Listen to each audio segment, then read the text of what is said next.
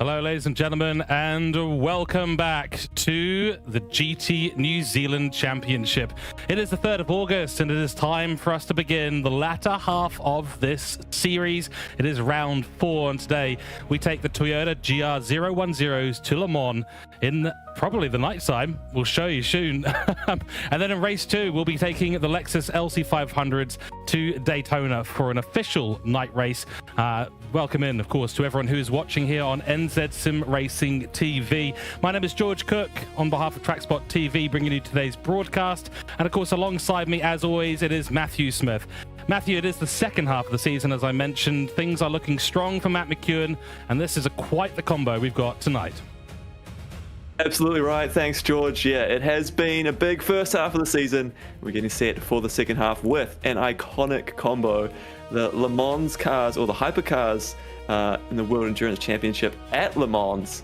That is going to be mega, and a little bit of a different strategy combination tonight. Racing hards required, but you've got choices how you use them, when you use them, how long you use them, because you can go on the mediums and the soft if you choose to. And like you say, bit of night racing is a new little twist we're throwing at them tonight. It's going to be fun. Can the drivers survive out there with minimal lighting? We shall see. In first place, once you get to the end of this championship, the winner of the series will be taking home a real-world drive, courtesy of Toyota GAZOO Racing New Zealand. They'll be out there on the track for a full Hampton Downs experience with the Racing Academy. It is really exciting. The prize, we're bringing yet another sim racer into the real world of motorsport here at the GT New Zealand Championship. And of course, the hectic race moment as well. So awarded each round for the wildest save, boldest overtake, biggest comeback, or the most memorable race moment. And we have one to show you today from our SF23s, Matt. Hectic moment of the round. Of course, the Super Formula is such quick cars. It wasn't just about being the quickest in the car, though. You also had to survive the race. Double overtake with Frelix as two cars made mistake. And then the second moment, it's a bit of a combo here tonight. Again on board with Frelix, now lap 11. Comes around turn 1. Similar sort of situation. Two cars go off in front of him. He gets another 2 places for free. Not just about making it to the end. You've got... Oh, sorry, not just about being the fastest on track. You've got to make it to the end. What a couple of moments there for Frelix to pick up the Hectic Moment Award and the PlayStation voucher that goes with it. Very nice. Yes, we'd love seeing it. And driver profile today will be Olaf Flesch from Levin. Clam Fever is his name. He's driving in Division 1, of course. 32 years of age, and he's part of Zandau Games Racing, Matt. He is too, and he will have Pandemonium, the board game, all over his driver cam again tonight, I'm sure. So we might get a look at that later in the night. But this is one of our drivers with real-world racing experience. He's got the MR2, he gets out to track days, gets out to Cone Carners as well, and has picked up a championship there, so he's good in the sim and good in the real world. In terms of the sim driving, he's gained most of his experience since the lockdowns. COVID lockdowns brought a lot of people into sim racing. Olaf's one of them, and he's done extremely well since to now be racing against the best in the country.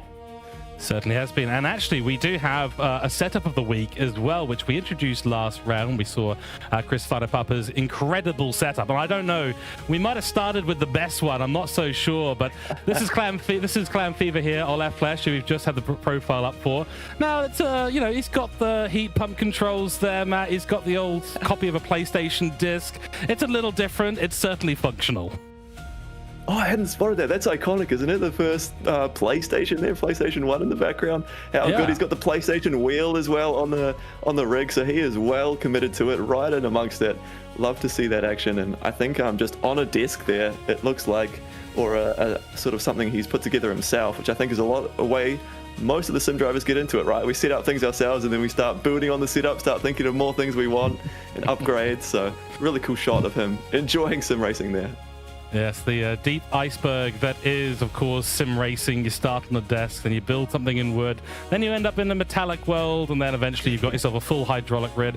Parents beware. Nonetheless, it is great fun. Let's take a look at the championship standings as they are right now. On top, 5 wins to his name, 6 podiums, 6 top 10 finishes, 85 points. Matt McEwen, he is looking unstoppable at the moment. 26 points now between him and P2 Simon Bishop, who's still only got that 1 win to his name. Gareth Collier sitting 6 points behind Simon Bishop, with Reese Davidson 10 points behind them. Ben Groves, the young man, sitting there with 6 top 10 finishes so far and 37 points, equal to Scotty Greenless and P6. Then it's Alex Little and Lewis Atkinson sitting on 36 and 25 points respectively. Tom England, will he be more comfortable this week in the GR010s? We shall see. Amit Biswas sitting between him and Ben McDonald on 7 points, with Philip Smith, Olaf Flash and Matthew Budd rounding things out. Matt, we are going to be going to qualifying very, very soon, but give us your thoughts. This championship starting to run away a little bit, and with 3 races left in the season, what do these other drivers do? Matt looks like he's got it all locked down, but there's still a long way to go. Matt has been looking extremely strong, hasn't he? So far, only 1 driver has been able to take the win off him. That has been Simon Bishop, but then Simon's run into his own troubles in a few races since then. Reese Davidson came so close in the previous round at Alsace. He looks so strong in those road cars. But really the question is, who is going to be the next driver to take a win off of Matt McEwen? We've had plenty of drivers sharing that podium, but can anyone overcome Matt McEwen? That's right, and we'll be doing the math, I think, in the next couple of rounds to see what Matt's going to be doing in terms of whether he can win this thing before the final round. At the rate he's going, it's entirely possible. We heard from Simon Bishop, of course, last week, and he did mention that, you know, he needs to put in that extra bit of prep, and maybe now he's been able to have a little bit of a reset going into this 4th round of the season. Maybe that's enough for him to start to really put that pressure on Matt McEwen. And a few small mistakes here. Le Mans GR010s at sort of twilight dusk period, really, really difficult to drive. And of course, anything can happen at Daytona. If you get things ever so slightly wrong, it can be over in a split second. Right, folks, we are less than 60 seconds away from the beginning of qualifying. Let us know from where in the country you are watching today. And a massive thanks, of course, as well to everyone involved in this series. It is, of course, held and operated by NZ Sim Racing Collective and NZ New Zealand Esports. Sponsored by Toyota GAZOO Racing New Zealand, broadcasted to you today by TrackSpotTV on the NZ Sim Racing TV platform on YouTube, and of course supported and administered by Hooncorp E-Sports and Hectic Motorsport. So a massive thanks to everyone involved. We are so looking forward to seeing what is going to be happening in the next 3 rounds, and ahead of us, these 2 races going to be absolutely critical to starting that second part of the season in the best way possible. Let us know, like I said, where you're watching from around the country and the world, and hopefully we'll have a few questions in there that we can answer as time permits. Right, looks like Matt, quali is going. Now, quali mindset here, give us a little insight. First things first, strap on the soft tires. You want the maximum grip possible. We're not worrying about tire wear yet. We'll get into the strategy discussions when we get to the race. But in terms of qualifying, you're just getting out there. You're trying to be quick. Crucially here, it's such a long lap at Le Mans. About 3.5 minutes to get around here. So with our 10-minute qualifying format we've used throughout the season, very limited number of laps you're going to get in order to set that time. So a lot of the previous rounds I've been talking about, just risk it in qualifying. You can afford to make mistakes and then you can go again on the next lap. Here at Le Mans, not really the case. You're going to get maybe 2 laps in, maybe, well, you've got the out lap, so that takes up a bunch of time. So you're probably going to get 2 laps in here, which means if you do make a mistake on 1 lap, so much pressure on the next one. Certainly is, and here is the train coming out of the pit lane right now, led by Clan Fever. So must have got the memo that he was on the driver profile in 2 places today. Behind him, looks like he's got a very speedy Hooncorp car looking for overtakes already. Well, this is going to be the hectic nature of this qualifying. Now, these GR010 cars are absolutely immense, and at a circuit like this, we're talking 13... Whoa! Okay, let me put down my fact sheet for a second. These guys are going for it already. It's like they don't know that they've only got 2 or 3 laps of time to actually make these laps. Crikey, that was something pretty spectacular. We'll stay on board. It looks like Dive Cable and Lewis Atkinson coming through. So Clan Fever wanting to be the back of this slipstream chain throughout this out lap that they are on. And there's his driver camera right there. Now, this is 13.6 kilometers, ladies and gentlemen. Circuit de la Sarthe, Le Mans. host of the Le Mans 24 hours. There's 38 corners, so my track map is extra small today. The elevation change here, not much, 37 meters total, and you are full throttle above 75% of this lap. And the hypercars will easily do 330 kilometers an hour around here, depending on the setups. That's mostly in the real life. We've got, we might be getting close to that, depending on where they end up throughout this race today. And just giving you a little bit of information about this fantastic Toyota GR010 hybrid 2021 car, of course, featured many times in the World Endurance Championship. It's a 3.5 litre twin turbocharged V6 MR engine. It's got a hybrid front axle deployment. Of course, the energy, you've got around 1 ton or so. So these cars are light, and that is not the track. He gets reset. Yeah, that hybrid you touch on there will be critical as well. You want to try and make sure that power is being deployed. It's an automatic system, so just when you're in the range of 120 to 240 kilometers an hour, it's going to deploy that extra power for you. A little bit more of a boost down the straight, so that's how they get to such high speeds. And then, of course, in the big braking zones, they recover that energy so they can deploy it later as well. So some of these drivers would have been testing to make sure that they can make the most of that, not only like learning the track, but also learning and mastering these cars as well. It's very difficult, isn't it? I mean, the Formula One drivers have gone through a similar thing recently. The 2025 rules didn't really have as much energy deployment technology in there. Now the 2026 cars, totally different beast. There's a lot of automation, there's a lot of systems, there's a lot of strategy when it comes to deploying that energy. Well, this is stuff that the World Endurance Championship cars, such as the GR010, have been dealing with for many years. So there is a total different mindset. Formula E is another example. Different mindset of when you use that energy. Do you want to use it on the straight to catch back up? Do you want to use it to defend or attack? Do you want to use it on the corner exit to give yourself a little bit of oomph and defend out of the corner? And you've got to be thinking very much about what the other driver is going to be doing as well. So you're playing this sort of game of three-dimensional chess. Apologies for the Star Trek reference, but three-dimensional chess, literally, where you're driving this car, thinking about your own strategy and thinking about everyone else's at the same time. Yeah, certainly strategy is going to be a fun one later tonight as we do get onto the first flying lap here. So Simon Bishop first out of the pits, and I think that outlap was a little bit of a race to try and get around the track, get to the line and fit in as many laps as they can here in this qualifying session. So we're already reaching 4 minutes gone in qualifying, 3.5 minute laps. So they should get another 2, doing the quick math. They will fit in another 2 laps if they have not been sluggish. McEwen opting for his usual strategy of waiting to go out last. So I wonder if he's worked it out or if he's banking on only getting 1 lap in, because he did actually pick up a penalty. I've got him on my other screen here. He's picked up a penalty on his outlap. So he'll burn that on the outlap. It won't be a problem, but it does just indicate that there is that risk involved, because if you do that on your flying lap, that's costly. Yeah, very costly. I mean, 0.5 a second doesn't sound like a lot, but it is served in a very different way than other platforms. Other platforms can allow you to bleed off that penalty as we fly through this first braking zone. And after the straight, Simon Bishop looking on form tonight.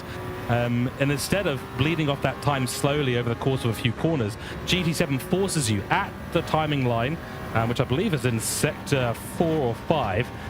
It forces you to hit the brakes, essentially. So you get a huge, massive slowdown. And in cars that have such high speed, that is costly. So on track, it's not 0.5 that you're necessarily losing.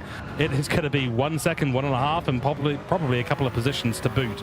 So it's a really tricky thing to balance. And there are so many corners here, Matt, and we'll be seeing a few soon with the onboard we've got with Simon Bishop, that'll show us exactly how fine a line these drivers are going to be taking to avoid them. Yeah, absolutely right. And they've got to try to get the most out of it as well. I'm really interested to see, as we get deeper into this qualifying session, how close the lap times are going to be. Of course, this season it's been so tight, but when you come to a long track like this, there's just so much more opportunity to lose time throughout the lap. So I'm curious to see how that's going to stack up by the end of it. But like you say, they're already using these curves, already pushing the car to the limit, so I've been getting a little bit loose through there. A little bit loose. So he's just come through turn 15. This is sector 5 right now. We're coming into this fantastic section here, 16 and 17. You fly in at maximum speed to the right-hand side. There you go. Slam on the brakes and get that car turned in. He's missed the apex there by a little bit. So not the best execution of that corner, I think. And then, of course, you're straight into 18. So that comes up, that braking zone, a lot quicker than you may realize when you're flying at the speeds that you're flying on. I think behind him, dive cable is there.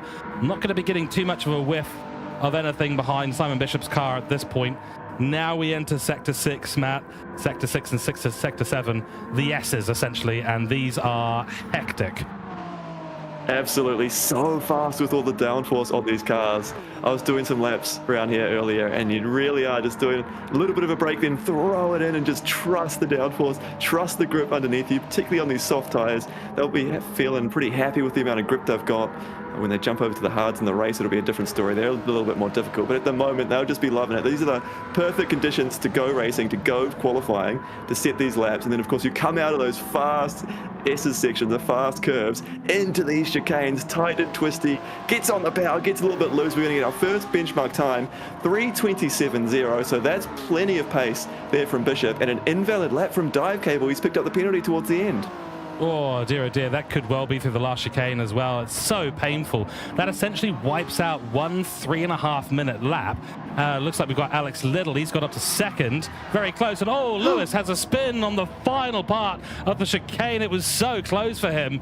And there you go, one small mistake, and that's your lap over. He hasn't picked up a penalty, fortunately for him, but he'll have to wait for the rest of the traffic to filter on through. He's even been reset back to the track.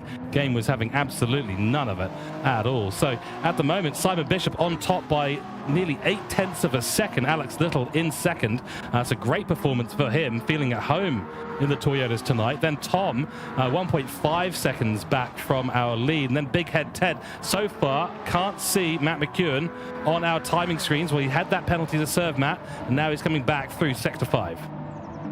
Classic McEwen trick. He's gone out last in qualifying. He's found space on the track. Not hard to do here at Le Mans. And he's just doing his own thing on circuit, setting the pace. Looks reasonably tidy. We'll see what he does. He's still got a couple of sectors left to go in this lap. And what can McEwen do to try and jump up the order? We did see in practice they can go a couple of seconds faster than this. I don't think Bishop's got the perfect lap there. There's room to improve. We know how quick McEwen can be, but a little bit of a sneaky strategy that he likes to do pre-race. He doesn't join the lobby and practice with the rest of these drivers. He goes into his own lobby, practices his own things behind the scenes, so we don't really have much of an indication of where he's sitting until he finishes this lap. And he'll be finishing this lap very soon. Off to the right-hand side is the pit entry, so that's where they'll be coming. And of course, they use that just to increase the amount of space they've got on entry to these fast S's. Now down to the chicane. It's looking tidy from Matt McEwen. He's going to come across the line in a few moments' time. What will it be? Bishop is in the pits. Oh, he's absolutely demolished the field there. No, he hasn't. It's actually by nothing. 0.051. So very, very close, and Matt McEwen does go to pole position. Simon Bishop misses out by 51 thousandths of a second. And crucially, Bishop has called it a day, so I don't know if Bishop had a moment or what's happened there, but he's gone back to the pits, so he's not going to improve. So it won't be Bishop on pole. Everyone else still out there going for a second lap to try and improve, but McEwen currently provisional pole by the smallest of margins. Oh, wow. I think Simon Bishop will be kicking himself on that one. Whatever the mistake was, or he didn't feel like he was going to get a good lap in, you know, if he had gone again and managed to do it, then, oh, it would have been absolutely incredible. This is interesting. Through Sector 2 there, fastest from Scotty Ray, who's actually only 0.3 of a second off Simon Bishop. So Scotty Ray is actually well in this. If he can hook up the rest of the lap, and bear in mind, he's got a long way to go, but if he can hold that kind of advantage in his delta, by the time he gets to the finish line, he could actually be in for pole position. Now, McEwen's gone on another lap. He's managed to get there before the timer has a lap. That means he'll get a full lap in. We do have a 3-minute qualification end timer. So anyone who started the lap 20 seconds ago or less will be able to complete that. The rest of them will be finishing their laps now and finishing qualifying as 10 minutes is now done. So these are the final laps we will see. Simon Bishop, yeah, he's bemoaning a few things in chat. We won't reveal exactly what those are, but there we go. 0.7 of a second up. These sectors keep on coming for Scotty Ray. It's looking good for Scotty at the moment. He's got the purple sectors on the board. He needs to close it out for the rest of the lap, though. Like you say, a long way to go. He's made it through the Mulsanne straight, but really, the technical side of the track is the final few sectors of the track, so it's going to come down to this. We know McEwen was probably strong through here. He's always so good in sort of any Gran Turismo car you throw at him. Continues to improve though, now up to 0.8 of a second advantage. Scotty's on a lap here. We've seen Lewis come over the line and not been able to improve. Dive Cable critically is in pits as well. He was unable to set a lap time after his penalty that he picked up. So Dive Cable, a big name, is going to be starting at the back. Wow, and that's not good for Dive Cable's crusade into this championship. I believe he's sitting third at the moment, or thereabouts. Someone can correct me on that in a few moments' time, but you know, he's not had the best results so far. Oh, the sector times continue to look good for Scotty Greenless. And that's a little bit untied, a little bit of a wiggle there through the S's, but it is tidy and it is calm and it is controlled. Tom England has moved up to 4th position ahead of Alex Little, a 3-minute 27.720. Now the final section. This is where the rubber meets the road. Well and truly, can Scotty Ray hold on to this advantage? He doesn't need a penalty right now. He doesn't need a spin. It looks tidy. It looks clean. What has he done? He's gone pole. It's a 33-minute 26.2 from the man.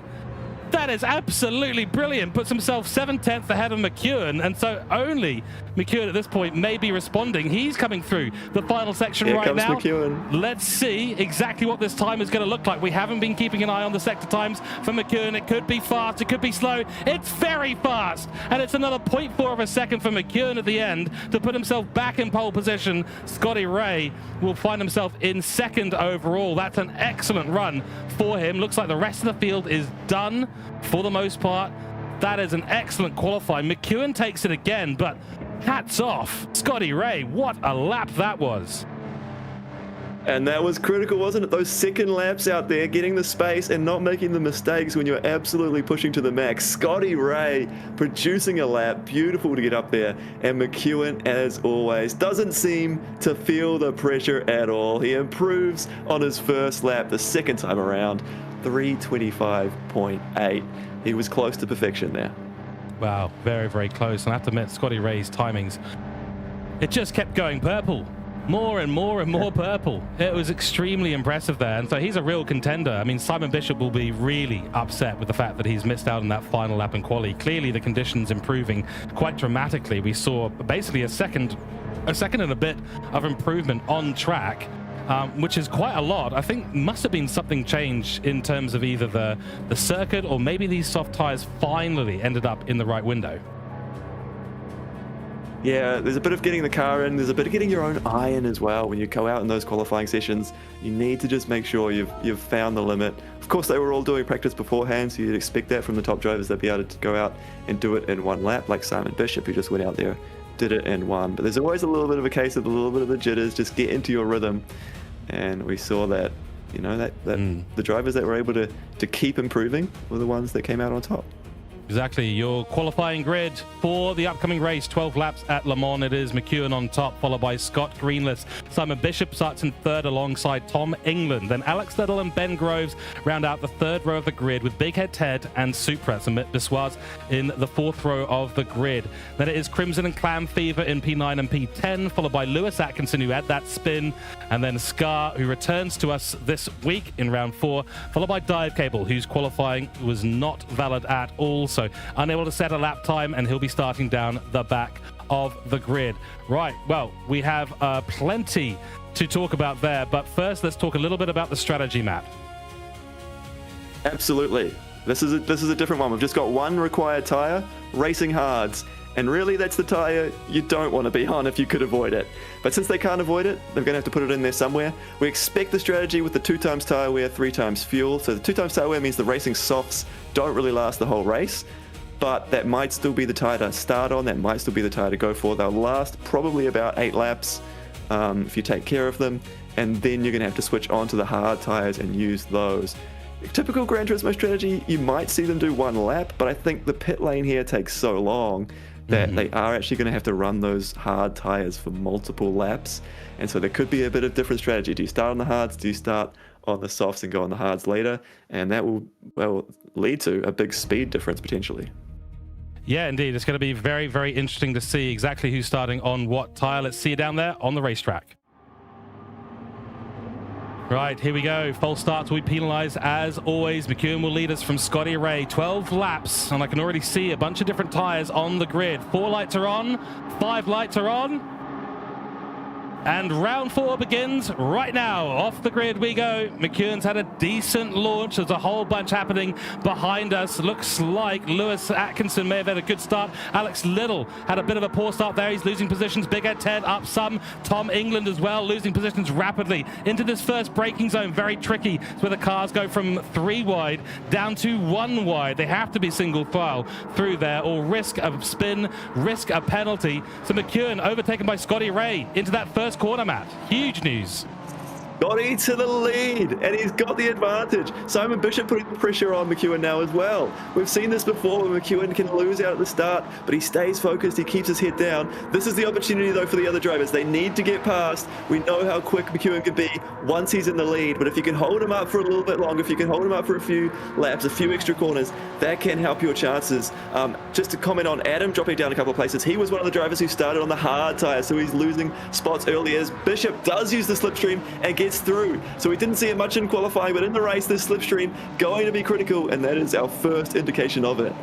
Wow, fantastic stuff. It looks like same tyre between Bishop and McEwen to start off with. But yeah, this slipstream is going to be key. It's going to basically create and give us overtakes constantly throughout the straights. Scotty Ray, if he ends up escaping these guys, they're not going to necessarily have the slipstream to catch up, and especially if they're fighting for position. Here's another opportunity into the second chicane. Will Matt McEwen play it smart and not go for the overtake? Yes, he does. Behind them, Big Ed Ted and Alex Little are nearly going side by side, but Alex backed out of that one.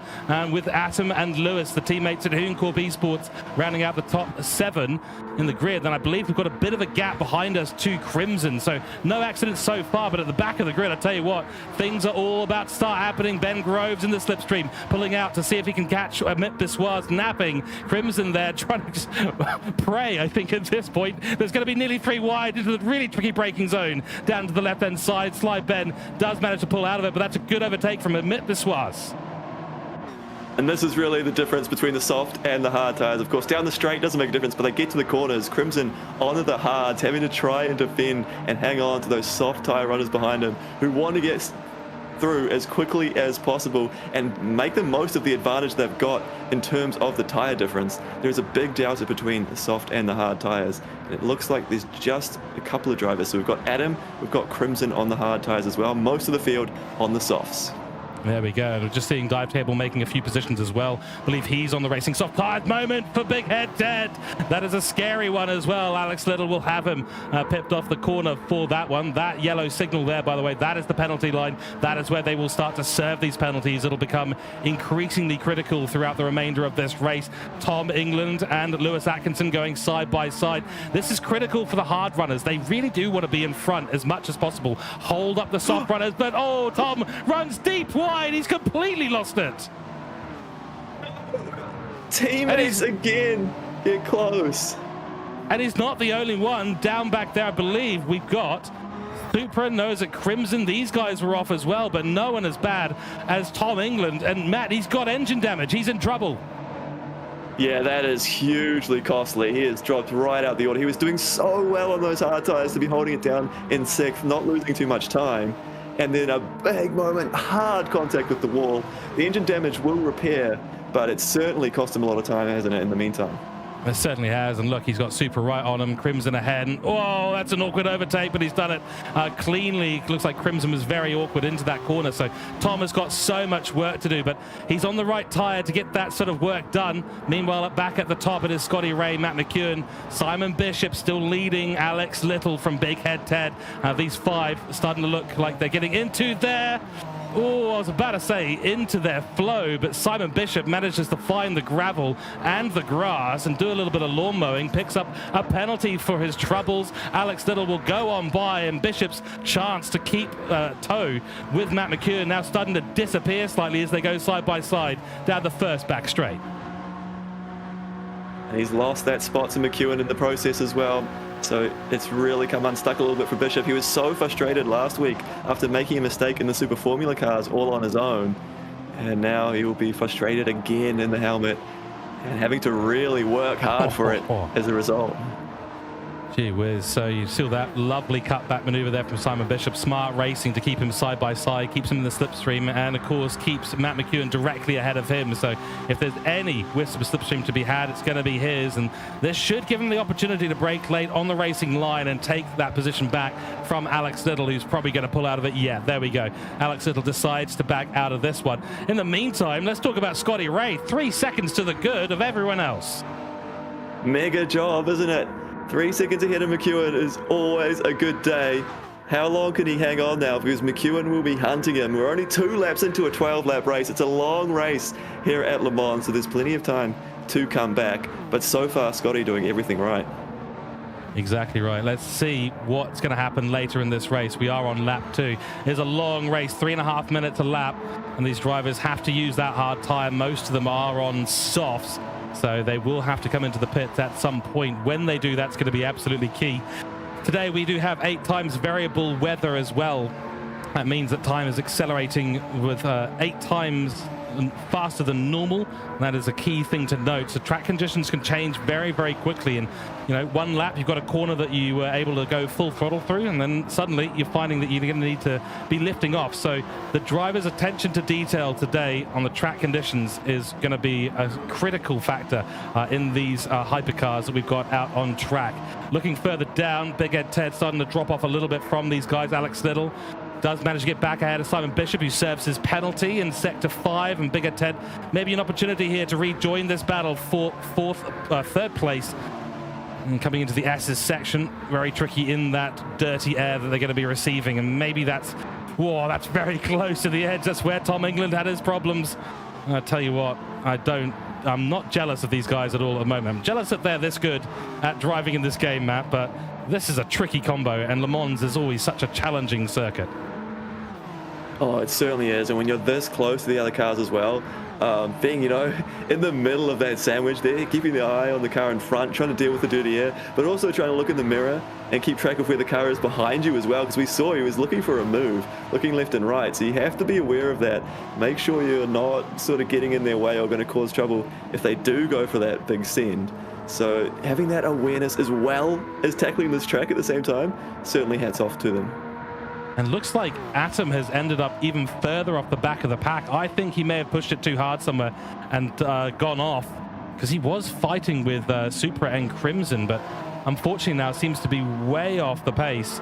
Well, certainly not in terms of lap time, but he's nearly 7 seconds behind the rest of the field. So something else has happened to Tom England today. He's been running a very funny meme in the background of his garage. At some point, we'll pull that up later in the stream. But for him, today is not looking great. And the real battle that's happening on track so far has been Bishop versus Alex Little.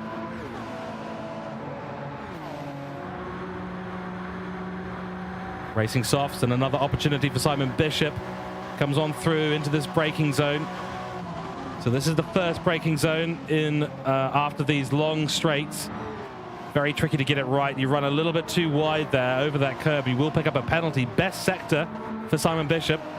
And the slipstream going to be helping with that, of course. Ahead of him now, 3 seconds gap to McEwen. And it's amazing, isn't it, Matt? These guys able to have so much pace out the front, Scotty Ray and McEwen, and yet not needing the assistance of a slipstream. Yeah, like, there really is just that little bit extra speed that they're able to produce. They're just at one with these cars, at one with this track, finding the edge. And certainly this battling will not be happening. We're seeing Bishop really pushing quite hard, running wide on a few of these corners. And I think that's costing him, and that's what's leaving him vulnerable. Losing these spots and losing this time, as Little is the latest one. Trying to line something up, see what he can do down the end of the straight into the biggest braking zone. Late on the brakes, and then line something up and think about where he can get a move. Of course, they've just come down the straightest part of the track. Now we're getting into the windy section where we do see these mistakes. So this is where Little could try and find his opportunity. He'll certainly be keeping an eye on the behavior of the car of Bishop. He would have spotted what we've spotted in terms of Bishop running wide on a couple of occasions, and he'll be lurking, looking for when that's going to happen again and when he can pounce. Into that previous corner, it did look like Simon Bishop was the braver on the brakes, able to run really far out wide. And you can see that he turns right in to that apex curve, so he can get a really nice launch through the corner. So the exit is favored there by Simon Bishop by the looks of it. But Alex Little, he's taking these shorter lines, and they are quick. You can see there, gains another couple of tenths through that corner. It's a little bit slower on exit, but it's not that much, and the slipstream essentially compensates for it. So Alex Little driving smart at the moment with these cars and putting himself deep into these apexes and short runoff into the acceleration zone, and then just essentially able to sit in the slipstream and take advantage of the fact that he's running behind Bishop. Oh, but here we go. This is where, oh, dirty air. And there we go, advantage lost. Absolutely, the advantage of the slipstream is great down the straights, and the Porsche curves is where it probably hits you the hardest. That's what we saw instantly as soon as he got into that corner, lost out. And I think that's why we've seen a couple of the drivers make mistakes there at that corner on the first lap. They just weren't ready for it. They'd been doing all those laps in qualifying and in practice trim where they didn't have a car in front of them, and then all of a sudden we got to the race, you've got a car in front of you, don't have the downforce, the car understeers wide, and you end up out in the gravel. So I think with that's perhaps affecting them more than some of the drivers were ready for. Yeah, indeed. And so fastest lap at the moment with Scotty Greenless. That's a 3:27.8, so we're still a couple of seconds off the ultimate qualifying pace that we've seen before. Update here on Gareth Collier, who's been doing well. There's his driver camera as well. Good to see. And he's being chased down by Ben Groves. So the young man, Ben Groves, he's raced in karting, he's raced in all sorts in real life, and he's a very passionate sim racer as well, competed in previous envisagements of this series here, and he is getting chased down big time is Gareth Collier. So nice sector time there from Gareth, and he'll be feeling that pressure from behind though from Ben Groves. Well, actually, Gareth, remember, started in 13th, so he's actually come through the field to get to this point. Mega drive to be up into 7th. So while he's got someone on his tail, I think he'll be feeling reasonably confident that he's got to this point already, and he's thinking about the car in front of him as much as he is about the car behind. There we go. It's a very good point, actually. And Lewis Atkinson is the next car in front of him. So he's become a bit of a meat in the sandwich of a Hooncorp sandwich at the moment. Well, actually, no, it's a Gareth Collier sandwich. I better get that right because I've been chewed out for that before. There we go. I've got all the puns in today. But nonetheless, the two bits of bread, the two Hooncorp cars. Ben Groves, though, if we take a look at him, I think he's on... Well, he's on a similar strategy. He hasn't come all the way through the field like Gareth Collier has, but I believe he's on the soft tyres as well. Yes, we're seeing a lot of soft tyre runners. It is just Crimson and Adam, I believe, who chose the hards. They're still on the hards. We might see them come in this lap. They might go one more, but they're really giving us an indication of what the strategy might be. So we are keeping an eye on those drivers as well. We'll let you know when they do come in, but the rest of the field on the soft tyres. So they'll be on reasonably the same strategy. They might pick a lap or two different. For the time being, it is really a straight fight out on track. And again, closing back in is Ben. So he dropped off for a minute there, but straight back on the back on the back of Gareth. Yeah, indeed. All wide at the back for Scar. Glad to see him back on the track though for round 4. And at some point we'll be doing a little feature on him. Nonetheless, Ben Groves able to use that slipstream to the advantage. I thought he might have gone for a move there at 15, but playing the long game at the moment, I think, and that's the smart thing to do at Le Mans. You know, you can have these advantages. You really need to work as a group in these sorts of races. Gareth Collier, not the best entry into 16, gets the exit nailed, and then Ben Groves also still doing really, really well. Ahead of them, Lewis Atkinson, looking a lot slower than the rest of these guys. They've closed in a lot in just a few corners, haven't they? So Lewis was strong through the chicanes on the Millstone Straight, but when they get to this back half of the track, he's looking a little bit more vulnerable, and Dive Cable already looking aggressive. He doesn't want to spend any time here. He knows he's got the pace to be higher up the field. He loves the race cars in this series. He's been really strong. He's been on the podium, fighting towards the front. He'll be disappointed with that qualifying session, so he just wants to keep moving forward. But difficult to do. Look at this again. As soon as they get to the Porsche curves, he just can't fight that dirty air. Loses a few car lengths as a result. Yeah, exactly. I mean, so aero-dependent, these cars, the hypercar spec. I mean, essentially the Formula One of closed cockpit racing. And oh, that's really close for Gareth Collier. He's trying to psych Lewis out at this point by the looks of it. Lewis gets loose on the exit. That's going to be the overtake there, and Dive Cable will go through. Just like that, waited for an opportunity, and he was right there to take it, but it's not sealed yet. Oh, into the first couple of corners we go. Oh, 3 wide into the braking zone. Ben Groves decides this is the moment to launch an attack. He gets the inside line, but can't get it slowed down under braking, so has to pull the car into the apex. Gareth Collier wins out, goes on through. Lewis Atkinson stays ahead of Ben Groves. What a sequence. great little piece of driving. I love these cars. Oh, moment in the background. I love the racing you're able to get out of these cars. And these Hooncorp guys aren't afraid to go in toe-to-toe with each other, are they? Just because they're teammates doesn't mean they're putting the gloves on. Yeah, exactly. They are putting the gloves on. Gareth Collier celebrating there. He's a happy man. He's clicked his fingers like we learned to do at school in the 90s. There we go. He's found himself up into 6th position now. I think actually it's the opposite. He's frustrated because it's a 0.5 second penalty. So all that work has now gone out the window. It was a click of frustration, not a click of joy. We're seeing this from a few drivers. Big Head Ted's another one who's picked up the 0.5 seconds. So there's a few places where you can really be a bit aggressive on the curbs, or if you end up running wide, particularly through that turn 8 kink that you see onto the back straight, you want to carry the momentum, but if you go too fast, you will end up out wide, and that's where it will hand you a penalty. And I think that's what we've seen from a couple of these drivers here. Trying to carry the speed, it's ended up costing them because they'll, have to serve that penalty and lose much more time than they gained. Yeah, exactly. So Alex Little looks like he's dropped back from Simon Bishop. We're just going to creep our way up the field, what I'm hearing from the race directors and the camera operators. So 0.5 second penalty. We want to see how this plays out because we're coming up to that zone in a few corners time. So Simon Bishop has escaped the clutches of Alex Little for the moment, and Alex Little now essentially giving that toe over to Big Head Ted. Behind them, Dive Cable was looking close. Oh, it's Lewis Atkinson. He's gone off. So unfortunately for him, he's going to lose even more time. Simon Bishop now with the fastest lap by 0.4 of a second over Scotty Greenless. So that's impressive work by Simon Bishop. He's really put the foot down coming into this 5th lap of the race. Got 7 to go in total. Behind them, Alex Little and Big Head Ted. So we'll see the effect of this penalty in a few moments' time as we reach this penalty line. So Big Head Ted, yellow and red car, and you'll see he'll have to serve that right now. Yep, doesn't look like it, but he's just dropped about 50 kilometers an hour away from the car, and there's the gap growing and growing and growing. Was 0.1 of a second, now up to a full second. So that's how painful this can be. And we're going to watch the same thing happen. Dive Cable going to be under a lot of pressure now from Ben Groves, who has gotten ahead. So there you go. It was all that hard work undone. He was sitting there above Ben Groves in the grid, with Lewis Atkinson ahead of him. Now he's got to suffer through the Porsche curves, and that's why the penalties are even more painful. You can end up behind a car, then you're going to get slowed up even more.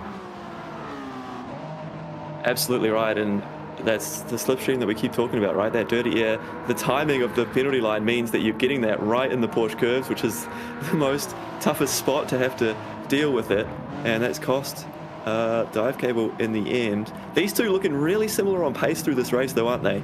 We saw Dive Cable, we saw Gareth get through, make the overtake, but then Ben stayed right with him after that, got through, and now he's picked up his own penalty. Yeah, through the final corner, he was very, very wide on exit. Ran over the gravel, which is a penalty of its own, essentially. The game very, very sensitive to running outside the track. They don't want any advantages at all, and 0.5 seconds for that, so Gareth will know. He'll be looking at that going, yes, okay, so I've got a chance still, got to get through most of this lap, stick with Ben Groves, and then I'll be way ahead of him yet again. So now he's just got to keep up with Ben Groves, stay in that slipstream and not pick up a penalty of his own. Every time they go through the corner, Matt, I'm absolutely beside myself because you just don't know. It's so quick. And a couple of pixels here and there, and we know that that's the difference between the game giving you a penalty or not. Absolutely. There's no sort of leeway. There's an exact spot on the track where if you go all 4 wheels over, that's the penalty point. And these drivers will know that. They've worked it out. They've learned, what curbs they can afford to go over, what ones that will cost them if they go too wide. It seems to be, in a lot of places, it is a case of on the corner exit when they run too wide, they pick up these penalties. So they'll be aware of it, and they know that they are pushing the limit on these occasions. But if you push too hard, it's going to be overdone. I have been watching this front battle, and the gap did come down. So it was 3 seconds down to 2.1. Scotty Raiders with that purple sector there, back out to 2.3. So it's been a good drive from Scotty. He's not been outmatched by McEwen here. But one of the curious facts in this situation is that McEwen has actually saved a touch more fuel up to this point in this race. So McEwen's thinking the long game potentially here, sitting in second. He wants to have a little bit of a shorter pit stop, and that will close him right back up onto the back of Scotty Ray. So we have seen the 2 hard runners have come into the pits. So they've gone onto the soft tyres now. So they went for 4 laps just to confirm, they did 4 complete laps on the hard tyres, so we would expect to see these front runners who are on the softs to go for 8 laps and then do 4 on the hards at the end. So it's still a long way to go before the pit, but already McEwen's thinking about that, and he's positioning his strategy to try and catch up in the pits as well. Well, that's going to be brilliant. Yeah, so essentially these racing soft tires at this point are well beyond their usage life. You know, they're not looking particularly healthy out there. Of course, they've got closed wheel canopy, so we can't really get a good view like we did in the SF23s of the graining that ends up on the tires. But we can tell you from looking at the tire degradation, the drivers are leaning on these tires hard, and they are definitely past their good life at this point. Yeah, so essentially they're driving on ice skates or getting close to it, and you see the car behavior on all the cars just looking a little bit worse for wear, a little bit worse than it was when they had full grip and tires that were in the window. So the gap coming down now, 1.9 seconds. 7 liters a second is the refueling rate in GT7 for these cars based on our lobby settings today. So that means that if you can save yourself 7 liters, you save yourself a second. So right now, McEwen will be hoping, as McEwen's gone for a spin. McEwen has spun it at the final corner. He's back on track, so it hasn't cost him that much, but Simon Bishop, less than a second now between him and McEwen. A small mistake on the exit has caused him to go around. Oh my goodness, we talked about the mistake from Simon Bishop in a strong position last week. There from McEwen, he had a half spin. We're going to get a replay of it, I believe. We'll see if the director can keep up, but maybe we just need to see if Simon Bishop is going to close on the back here first, because this could be a battle here for second. So McEwen's now looking a little bit vulnerable. So we'll just put a pause in that replay for a second and see what Bishop can do. This is the corner we talk about the penalties on the exit. How far do they want to risk it? Both of them comfortably within track limits there, so they're both onto it. And now onto the straight, 0.8 seconds. There might be a little bit of a slipstream here, but Bishop with still work to do, but now he's got that target to aim for. He certainly does, and this would be big for the championship as well. If Bishop can find a way to beat Matt McEwen today, it brings the possibility of him coming back into the series and potentially winning it back into a reality. At the moment, I mean, McEwen has been running away with it. The points deficit is massive. If he continues finishing in the top 2, certainly if he wins the next few races, he will be the winner of this series. If he finishes in the top 3, well, there's still a chance for others. So it looks like at the moment Bishop's not going to go for an overtake, might be playing it a little bit sensibly on this. So I think we should probably look at getting that replay up in short order. Simon Bishop just wanted to cool down the tires as well. We'll leave it to our race directors to figure out when the replay, and here we go. So Matt, over to you. Here we go. So this is the replay of McEwen coming into the final sector here. He was closing in. I was about to call that he was closing that gap to Scotty in front of him. He's been aggressive through this final sector. Look how much curb he's using. A little bit, but too much curb. The car gets loose, and he does recover it. He avoids the wall nicely, but it cost him so much momentum, cost him time. Huge move, and Bishop, we've just missed it, but Bishop sending it on turn 15 down the inside line on McEwen, and he's got the position for the moment. McEwen's going to be fighting back though, so this is disastrous for McEwen's strategy. He's going to need to use more fuel. He's going to go for the counter overtake right now, but they'll be side by side coming into turn 16 and 17, where Bishop may just have the advantage. We shall see, but for McEwen, he's getting slowed down now with the fact that he's fighting with his arch nemesis, Simon Bishop. Into turn 17 we go. McEwen's still ahead. Will there be a cutback and a lunge by Simon Bishop into 18? Let's see. He'll be late on the brakes, but he might try and pull it back. No, goes late on the brakes, hangs it around the outside, and gets on the power nice and early. They're still side by side. What a move around the outside. Not easy to do there, but McEwen loaded up on the inside. Great drive in between them. The respect between these two drivers, they're so familiar with each other at this point. They know that they can trust each other. Can they trust each other through the Porsche curves? We've seen how difficult it has been to get through here. It is McEwen who gets to the front, and once again it's a McEwen versus Simon Bishop near the front of the New Zealand Championship. Wow, you love to see it. These two are absolutely covered in accolades in terms of their Gran Turismo experience, both here in New Zealand and of course around the globe in the GT World Series. They've represented New Zealand numerous times, especially the likes of Simon Bishop. Matt McEwen, of course, been there plenty of times as well. Right, into the pits for a couple. But look, critically, Matt McEwen is staying out for an extra lap on the soft tires. He wants to get that speedy lap in right at the end here, but that was a slow lap of 31 and a 30. So this is costing him massively. Scotty Ray, our former leader, who's out to a 6-second advantage in this race, is now in the pits. Simon Bishop is in the pits. There's a 1 liter difference between those guys. Big Ed Ted, Ben Grove, so the rest of the field coming in. Alex Little and Dive Cable staying out for that extra lap to avoid running on those hards for as long as possible. So this, to me, Matt, is McEwen trying to essentially recoup some of that time that he's lost fighting amongst the field and making small mistakes. Absolutely, this is a critical lap. I thought he was just trying to save time in the pits, but McEwen thinking a little bit differently, thinking smarter. He wants to have a lap on the soft tires, an extra lap on the soft tires, rather than switching to the hards. And he has been one of the wow, he's been looking good on the soft tires, but of course we did see that mistake. So that's the risk of running. These tires are worn. You favor the soft tires, except that they're worn. So that crossover point, he's obviously done his practice, he's done his homework, worked out that he wants to do that 1 extra lap, take the risk. But this is the critical point now in terms of the race strategy. And as they come out of the pits, George, it's all been a little bit changed up here at the front.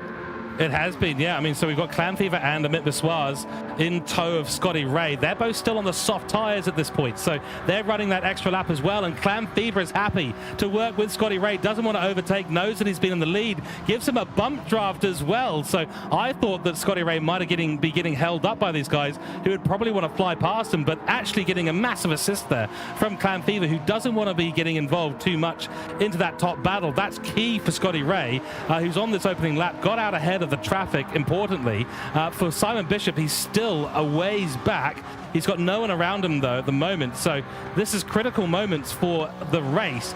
Scotty Ray now under attack again. Clan Fever and Amit Biswas playing it safely. Very, very good. And they'll be coming in at the end of this lap. So critically for Scotty Ray, he's maintained his advantage, ended up with 2 drivers who don't want to battle despite there being no reason for them not to. This is absolutely crucial. I think for McEwen, this is an absolute disaster. He's out there on his own on worn soft tires, going for that extra lap, which hopefully for him is going to be a nice speedy one. But let's see as he comes across the sector timing line in a few moments' time. We'll see if it's an improvement, runs onto the gravel. It's not. He's a second slower than his personal best, Matt. And I tell you what, he's probably going to slip behind Simon Bishop at this rate. I think it's still a reasonable job on these worn tires though. And up against the hard tires on the outlap, it's hard to know exactly what the difference is going to be, isn't it? And that's the drama of this moment, is it's going to be close, and then it's going to come down to the final 4 laps. Who's going to have that speed? You wouldn't expect much of a tire advantage in terms of these hard tires. Don't wear out too much, so it's not really about having fresher tires at the end. It's just about trying to make the most of those soft tires, and McEwen is looking strong on them. He is, of course, losing time to his personal best, but is he losing time to Scotty? That is the big question. And like you say, the critical factor, Scotty got out ahead of this traffic. That has made a huge difference. Massive difference. Let's see what's going to happen. So we're going to get a couple of laps on their timing towers that are going to be not indicative. So they're going to essentially tell us the out laps and the in laps, which are going to have a whole bunch of extra time. So we're not going to know the relative pace of the hards to the softs for a while. And we might be able to recall what the difference was between those on the hards and those on the softs. If you're a Tom England, you can go pretty much as fast on the hards as you can on the softs. 0 liters I'm seeing in Matt McEwen's car as he comes into the pits for a refuel. Basically a splash and dash at this point, but the oily rag is coming out of the fuel tank. There's some fresh fuel going in. Talk about fine margins. McEwen has got it down to nothing. He still makes it back to the pits though. And we're going to get an eye of how he lines up. So it looks like Scotty's going past. Here he comes out. This is going to be close. Whoa, it's a lot closer than I thought it was going to be. I mean, I was expecting that Scotty Ray was going to have maintained a relatively large gap. It is about half of what it was. It was out to about 6 seconds, getting close to about 3 seconds for now. But this is Matt McEwen with a little bit of clean air in front of him. Simon Bishop 3 seconds down. So that fuel saving is what has elevated McEwen from being in a fight with Simon Bishop at the end of this race to instead chasing down Scotty Ray for the race win. Critical moments. And Scotty Ray, oh boy, Do we feel like he's going to be sweating in his cockpit today? I think he might be. This is the chance, isn't it, to steal one over Matthew McEwen. It would be a huge result, and so far he looks like he deserves it.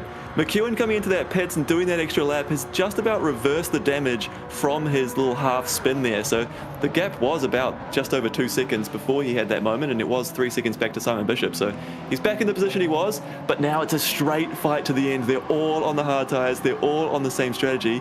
Who is going to be the quickest on these final 4 laps? Oh, and Bishop picks up a penalty as well for his troubles. Luckily for him, though, he's 4.5 seconds ahead of Alex Little, so that'll come to nothing, but he won't be in this fight, at least anytime this lap or next, to attack Matt McEwen. You can see they're all separated by about 2.5 seconds on track in the top 3. Alex Little, though, he's here with a 6-second advantage over Big Head Ted, so that's a great result for him at the moment. Looking further down, Big Head Ted, and then, of course, we've got Dive Cable 3 seconds behind, so now this is well and truly spread out the field, and they're all just looking now, just going, okay, well, just got to get our heads down, get these good laps in. Ben Grove in 7th and Lewis coming in 8th. Scar is the only one really in a battle at the moment. He's got Super and Crimson behind him. So this is going to be interesting for them.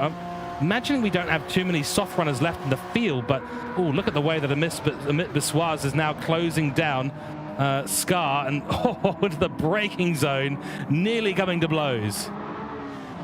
So Crimson's the odd one out in this battle. So that yellow car there, he's on the soft tires, of course, because he started on the hards, but those soft tires are looking reasonably worn by now. But does that give him the advantage? If he can sort of maintain control of his car, he should have an advantage through the corners. And he's looking left, looking right, like he wants to make the most of it. Oh, here we go. Amit Biswas round the outside, was a bit indecisive. He's caught himself out. He hasn't hit the brakes hard enough at the right time. He ran over the curb as well to boot. And Clan Fever is now going to be the one challenging him, but Scar survives again. Crimson with the soft tires on a charge right now and wants to be up there inside the top 10. He wants to be in 9th place at least by the end of this race, and probably hoping for more given the soft tire strategy at the end. You're able to drive past a lot of these cars, and does so here into 16. Beautiful work there by Crimson. Does he get it turned in correctly? A little bit of contact between the two as Scar gets loose on the rear end and actually cuts across. That's very odd behavior from Scar. He wanted the inside line there. I think that's a little bit of netcode going on, but this has brought Amit Biswas right back into the fray. So keep an eye, ladies and gentlemen, a four-way battle for the top 10. And it's an aggressive battle, isn't it? They're really fighting for it at this stage. Early on, we saw some of the drivers maybe opting to be a bit more careful, not being too aggressive in the corners, but now it's really elbows out there going for it in this fight. Scar does not want to give up the position, holding on to it again through the Porsche curves. Whoa, even the soft tires can't keep up with that dirty air that you get through there. But tell you what, Crimson's done incredibly well. You can see Supra just falling off the back of these two at the moment, still in a battle with Clan Fever. So Olaf Flash will be keen to get involved in this one as we start to get to nighttime conditions in this race. I'm about to enter the 10th lap. So we've got the 10th, 11th and 12th lap to go. 3 laps to go total, ladies and gentlemen. These guys are locked in an epic battle to get into the top 10. Scar leading from Crimson, from Supra, from Clan Fever. Behind them, I believe it's Tom, who is in the pits and may actually be retiring the car. Unfortunately, yeah, it looks like that is a retirement for Atom, and that is a real shame to see such a good man in the pits and not feeling like he can continue in this race. An update, Matt, at the top. So far, Scotty Ray, he's doing what he needs to be doing. And Scotty Ray is the fastest man out there at the moment. He's extended the gap over Matthew McEwen, now 2.9 seconds. So he's just been chipping away at it sector by sector. And he is just so quick out there. He is really looking strong. No one seems to have an answer to Scotty Ray. This is fantastic. I mean, Scotty Ray hasn't featured too much on the podium so far this season. We know he's had some pace. A couple of not so ideal strategy calls in earlier rounds has sort of dropped him out of the results for the most part. I think it was when we went to Interlagos that he had a brilliant strategy, accelerated himself through the field, beautiful overtakes, but was on the faster tire. And then it just all came apart in the pit stop and towards the end of the race. So for him to have this kind of result at the moment, sitting in P1, ready to go, got to keep up the pace all the way through the remainder of this race. 3 laps still to go, 2.5. So technically speaking, we are well, just less than 10 minutes away from the end of the race. Matt McEwen, we know he's a fierce competitor. We know that he is leading the championship at the moment. But I tell you what, Scotty Ray, hats off to him right now. Let's see if it continues. Bishop, 4 seconds now off the back as these two, excuse me, start to accelerate away from the rest of the pack. Brilliant stuff. Checking back in on our battle for 10th. Well, it seems to have cooled down somewhat as the track does cool down. So do the competitors' heads. And this battle, although in a bit of a lull at the moment, is certainly not over. Crimson looking for the overtake, doesn't get it. And now we're seeing the night racing coming into it as well. We'll get a look at what it looks like from the driver's eye perspective. Look at him, how close he gets in behind there. But this definitely affects your lines and your braking points, your markers that you're looking at when you're taking these corners. When this track does get dark like this, it changes your view of it, and it can affect how you drive. So they have to be aware. They knew the conditions of what they were going to be coming into this race, so they should be prepared for it.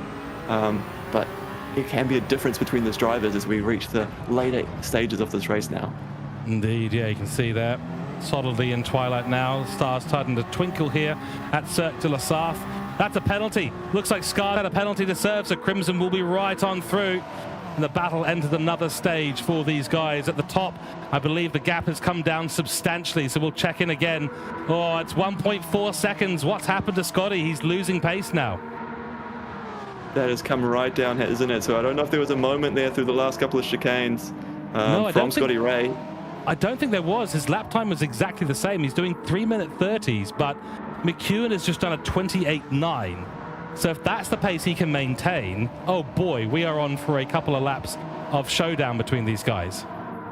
Yeah, I think what happened there is they are both just pushing so hard. I think Scotty Ray just get a little bit wide through one of the corners. That's why it all came unstuck in one sector rather than slowly over the lap. And that has given McEwen the sniff he needs to motivate him to drive forward, to try and chase down Scotty for the win. This is the kind of racing that we love to see. You love to see it at Le Mans. You love to see it in the series. You love to see it in the GR010 cars. And of course, that's exactly what this series is about. GT New Zealand Championship you are watching. We're a couple of laps away from the end of race 1. We've got race 2. Scotty's gone. Scotty's gone. Scotty has put it in the wall, and his engine is dead, and everything that we were talking about is over for Scotty Ray. He will lose that position in P1. Matt McEwen has been gifted it. And, oh, he's got engine damage and front splitter damage. Oh, no. It's all gone wrong for Scotty Ray. And just when it was looking so good, Scotty Ray has come unstuck. I believe we do have a bit of a replay of what happened. He was leading the race until this moment. Here we go. In the dark, the changing conditions might be catching him out as he tackled the curbs through the chicane. Used a lot of curb there. On the exit, got wide, tried to correct it, overcorrected into the fence. And a huge mistake, a huge moment in this race. Oh dear, Scotty Ray, that is so unfortunate. Yeah, it looks like he just went a little bit wide, got spooked, I think, from the curb. The car didn't do what it had been doing for the last 11 laps, last 10 laps, and then unfortunately he's overcorrected a little bit. And these cars, once the rear end's loose, that's really it. Unfortunately for Scotty Ray, it puts him 4th, so Alex Little actually elevates now to the 3rd podium position, P3 overall. And Matt McEwen, well, he's got 1.5 laps to go. Unless Simon Bishop can find some pace, Matt McEwen has been absolutely gifted this one on a silver platter. Wow, I don't even know what to say there. That is a drama. We saw a little sort of half moment on the previous lap. He lost half a second, and then on lap 11, big spin in the lead of the race. He's done it on his own. That is the worst type of mistake to make when you're just on your own like that. Obviously, he was feeling the pressure of McEwen breathing down his neck, but he had the opportunity. It was the best opportunity he's had so far, but it's so hard to get these wins over the reigning champion, Matthew McEwen. Exactly right. Yeah, that psychological pressure that is applied by yourself and by, of course, your competitors, a very difficult thing to get on top of and stay on top of. Hats off to Scotty. I mean, that wonderful overtake he made on lap 1 to put himself in the lead. He clearly had the pace. He was on the same tire as Matt McEwen as well. Just, you know, it was coming into turn 2. fired it up the inside, had a great launch off the line, put himself in the right position, and then of course once you've gotten yourself through and the leader is now falling back into the pack of vultures behind, then the leader continues to fall away. And this is the advantage of being the faster drivers out on the grid as well, the likes of McEwen. He's been able to take advantage of this, of course, a number of times. If you can get a good launch, get through turn 1, 2, 3, and potentially 4 and 5 depending on the circuit, and then you can find yourself essentially with clean air and a pack behind you that's fighting over second. That's right. We talk about how you've got to take the opportunity at the start, get past McEwen, because you can't let him get away, and it almost looked like it was going to be Scotty Ray getting away, but McEwen stayed on his tail the whole race and kept that pressure on, and that is crucial. Staying close enough that the driver in front feels the pressure, and now McEwen might start to feel the pressure here. I wonder if he's just easing off. He saw the mistake from the driver in front of him, and now he doesn't want to make a mistake, but he can't afford to ease off too much because Simon Bishop is actually closing this gap in behind him here on the last lap and setting purple sectors. He is flying on those hard tires. Wow. Yeah, it is gloves off time here for Simon Bishop. It was a 28.6 that he did in that last lap, so that is really, really quick on the hard tires. He's also got more fuel on board than Matt McEwen, so McEwen might be just have been saving a little bit through those first few corners where you can kind of lift and coast a little bit and sort of run the car at a slightly leaner setting.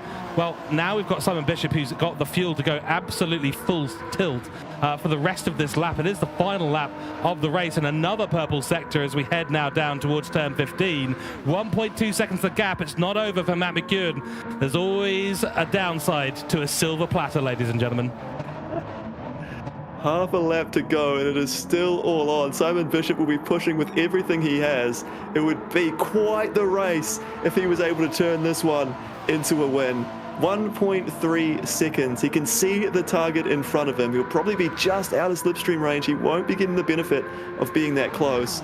But now the final time through these last few sectors. Is there enough track left? Is there enough race left for him to close in? Exactly. It's even getting hard for us to see the cars at this point. Le Mans, not the most well-lit circuit of all the places that we could have gone. 1.2 seconds. These are critical corners for Simon Bishop. He's got to get them absolutely hooked up. Bad through there for Matt McEwen. Does get a good launch though, but messes up the apex. It's not a penalty at this stage, and looks like Simon Bishop was a little bit slow through there too. The Porsche S's, if he can go through here quickly, he won't be suffering too much dirty air. So there is an opportunity, but I don't know, single file essentially through those last chicanes. It's only a few corners left in this race. Is there a possibility for Simon Bishop to bring himself a race win? It'll be the second one that he gets to walk home with, should he be able to do it. But the gap is rising.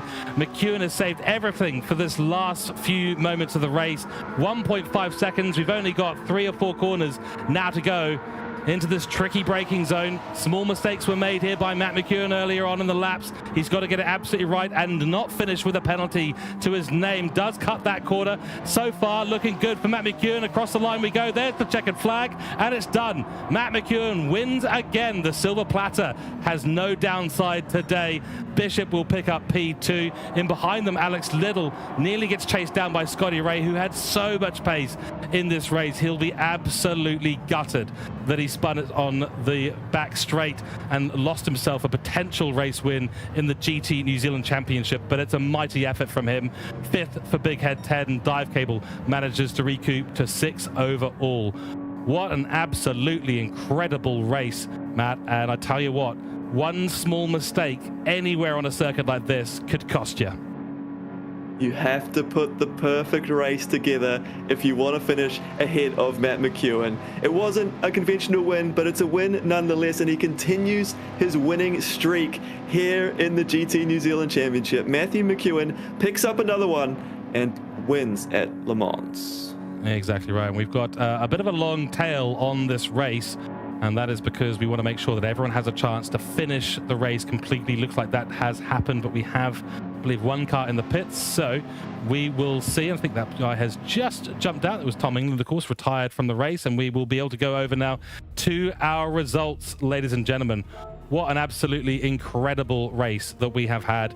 Matt McEwen and the silver platter going to become a bit of a story from round 4, race 1. Simon Bishop, of course, in P2 with the fastest lap to his name. Alex Little in 3rd picks that up on a silver platter as well, because the silver platter today provided by Scotty Ray. What could have been? I have to shout him out. Like, it's disappointing. Commiserations to him. He raced a beautiful race, and frankly, he had the pace today. He was going to win this race. So Scotty Ray, one small mistake, unfortunately, and that's cost him big time. Nonetheless, the beautiful move in turn 1 set him up for an incredible spotlight. Big Head Ted finds himself in 5th. Then it's Dive Cable in 6th. Ben Groves picks up P7 with Lewis Atkinson in P8. Then it is Crimson and Supra who round out your top 10, with Scar, Cam Fever with a 1 second penalty to his name, and of course Tom England, who did not finish today's race. Wow, incredible stuff, ladies and gentlemen. We absolutely love to see it. Matt, give us a little breakdown of what we saw in that race. The strategy decision's key, but it's the small little mistakes creeping in that has really affected things. Yeah, so the decision there from Crimson and from Adam to start on the hard tires didn't really work particularly well for either of them. They ended up getting compromised and having dramas early on when they were on the slower tire versus everyone else who started on the softs and finished on the hards there. Certainly you had to keep it clean, avoid those penalties. That's cost a few drivers a few seconds throughout the race, and then of course avoid the mistakes. That was the big one. Scotty Ray drove a beautiful race except for one corner, and that one corner meant that he was down in 4th. Exactly right. Well, we look forward now to race 2. We'll be taking a very short break in a few moments' time. Will Matt McEwen get another one to his name, or will he end up getting a bit of a challenge from the likes of Scotty Ray and Simon Bishop? We shall see. The Lexus LC500s at Daytona for an official night race coming up very, very soon on the sport mediums. Until then, stay tuned. Go and grab yourself a nice cold beverage, and we'll be back in a few moments' time.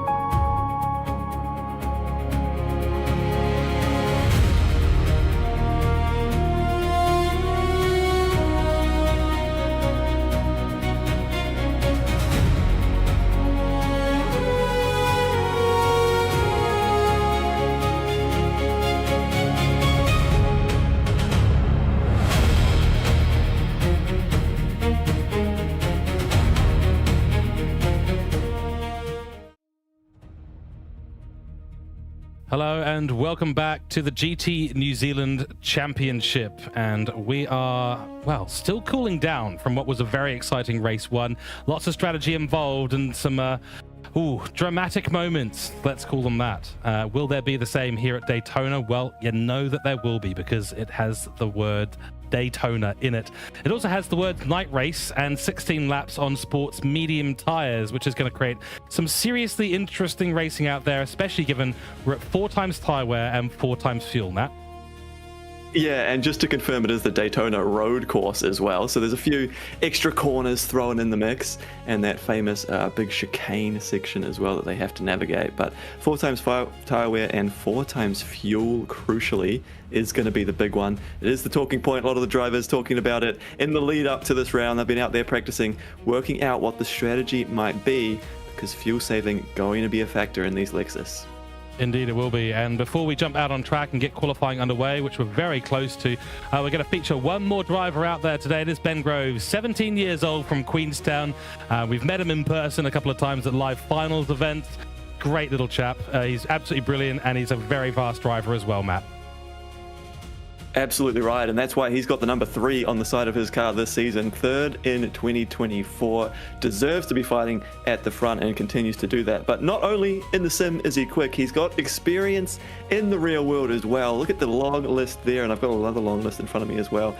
Hill climb winner, Kevet scholarship as well. He's got experience in sprint series, endurance series, and of course, he drives an MR2, so I am a big fan of those. Love to see those. There's actually a couple of drivers driving MR2s in this series, so pretty cool to see that. But all by the age of 17, this is a young upstart who's got, I think, a bright future in motorsport ahead of him.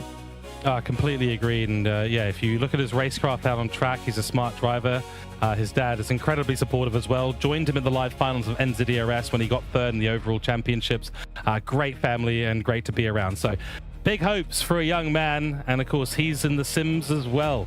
You're never going to avoid that these days. I think it's natural that these drivers love to be on track in the simulator as well as in real motorsports, and that is potentially how you get yourself elevated further up into these series, namely the guys like Liam Lawson and a number of others. So keep that in mind. He's just been compared to Liam Lawson.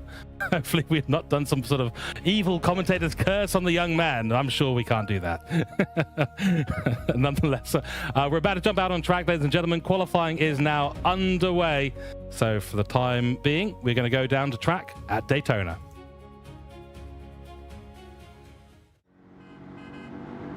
And oh dear, well, from the epic music and all that we were saying, we now go to Daytona in commercial cars once again, and the Simon Bishop liveries once again showing us that we can have fun in the simulated rigs and here in sim motorsports. This is going to be quite the round. The horns are blaring, the lights are glaring, and we're at Daytona in a commercial car. This is going to be great. Oh, and the brakes are glowing as well, aren't they? I did actually have the inside word from Simon as well. He had some help in the previous rounds, creating some great liveries we've seen on his cars. Come to this week, he's had to do it himself, so we're seeing the Simon Bishop special on the Lexus at the moment, which is cool to see. And the great lighting we get at Daytona means that we can get a great look at all these different cars. I would say stick to racing and avoid livery or livery making, Simon Bishop. Your skills are wasted on making cars look good. Just make them go fast. I think that's where we need to keep your skill at. Nonetheless, it provides a great little bit of fun for us watching what absolute mess he ends up making on the car. That is a brilliant mess. It's a Reese Darby comedy level mess that he's got on there at the moment. So great to see. And we'll see what these kinds of lap times we see out there. A little bit of a front wind coming down the straight, or the back straight, towards the bus stop chicane, which is going to prove all sorts of tricky. A few drivers already picking up some pretty nasty penalties from that section. Yeah, and if you do pick up a penalty in the bus stop chicane, the penalty line is leading towards towards the finish line, so it does slow you down as you start your next flying lap. And that can basically ruin 2 laps in the qualifying session. Of course, this lap a little bit shorter here, the track a little bit shorter, so it's only a 2-minute lap, so we can get a few more laps in qualifying. It's not as critical to get that first lap on the board. You can make the mistake and recover from it later in the session. Exactly right. So on board Simon Bishop for this qualifying lap, and while he's doing that, of course, Daytona road course, it is 5.73 kilometers. You've got the infield section as well, which provides some really tricky areas to go racing, hard braking zones. And I'll tell you what, the drivers will be going for it there because there's not a huge amount of opportunity to overtake. Once the cars are going, the slipstream's not going to be super effective in these vehicles today. 12 corners total. We've got 31 degrees of banking at turn 1 and 2, 31 degrees at turn 3 and 4, and the tri-oval is 18 degrees of banking. So right now we're just on the back part of the straight, so that's a tricky section to be on. These cars should handle it just okay, but full throttle for approximately 60% of this lap. And these cars, beautiful cars that we are driving today, they are the Lexus LC500 2017s. They're 5-liter naturally aspirated V8s. That's why they sound so darn good while we're on board. Nice work through the bus stop chicane for Simon Bishop. Front engine and rear wheel drive, so FR cars, 1900 kilograms in a 10-speed automatic. It's going to be fun out there, Matt. These cars are wild. And you said you actually didn't mind this one, despite not being a Lexus fan.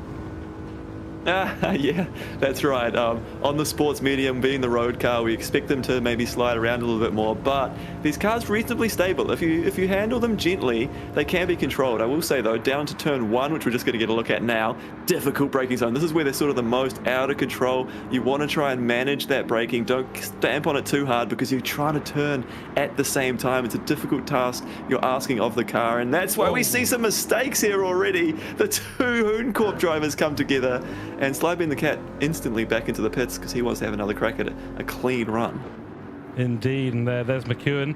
Ooh, squiggly under brakes as he loads up the car and sends it into turn 1. Look, the car sliding around. It's just non-compliant.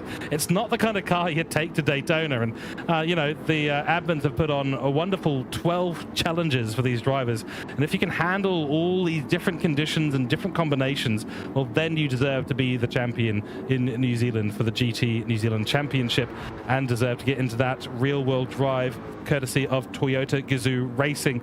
Going purple again, Matt McEwen. Will it be a little bit better this lap? We shall see. Slybean has found himself 0.3 of a second back there in P2. And actually, Amit Biswas has done very, very well to get himself up into P4.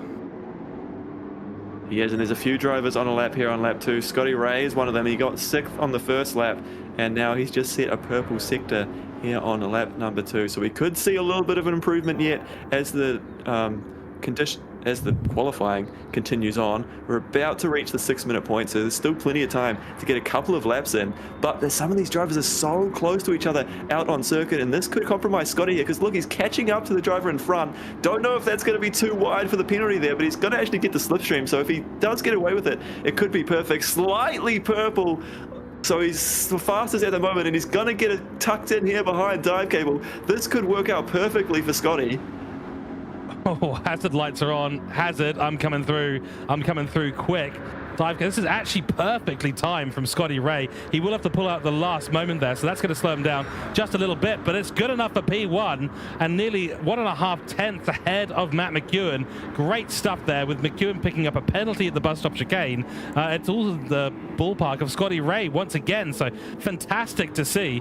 It looks like Ben Groves has picked up a penalty. I tell you what, Matt, it is that bus stop chicane that is catching these guys out so massively. Absolutely right. If you pushed hard through there, and you want to try and carry the speed because it is a big straight afterwards, but if you push too hard through there, you will cut over that grass, and that will hand out a penalty. Scotty Ray must have been right on the limit of it because he managed to get away with it as someone just gets it wrong into turn 1. I think we're going to see that become a bit of a theme at this track.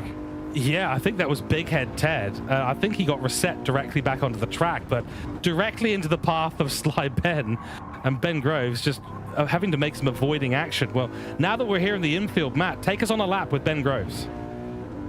Right, so we get to settle. We saw him a little bit wide into the heavy braking zone before. You have this fast left-hander. It should just be flat out through here if you can get the line right. He's a couple of tenths down after what was a bit of a scruffy first sector, but these big braking zones into these hairpins are critical. Try and get it turned in, and look at it just complaining. It doesn't quite want to go at that pace. He has to just back off then get the power down on the exit. It's a nice smooth application of power before back on the brakes, turn it in. Again, he's aggressive, run it wide on the exit here and try and carry the momentum. You really want to carry as much momentum as you can out of that corner to carry you onto the banking, and he's a long way down on this lap, 0.6 seconds down, sorry, so far throughout it. And then this section just flat out, he's not going to get any time back here because it's just put your foot down and wait. Think about this bus stop chicane. How aggressive do you want to be on the brakes? How much are you going to risk through here and try and get that reward? Because you can get so much extra momentum if you do get that line right,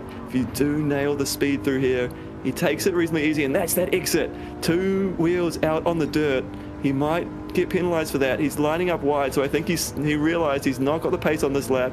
He's setting himself up now to try and get the fastest run to the line to start the next one.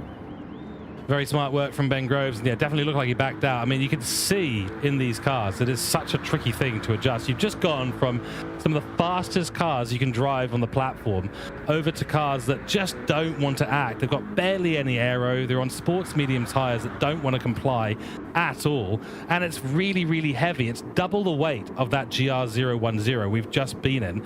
The tires are less than half as grippy. Wow, look at the struggles for Ben Groves.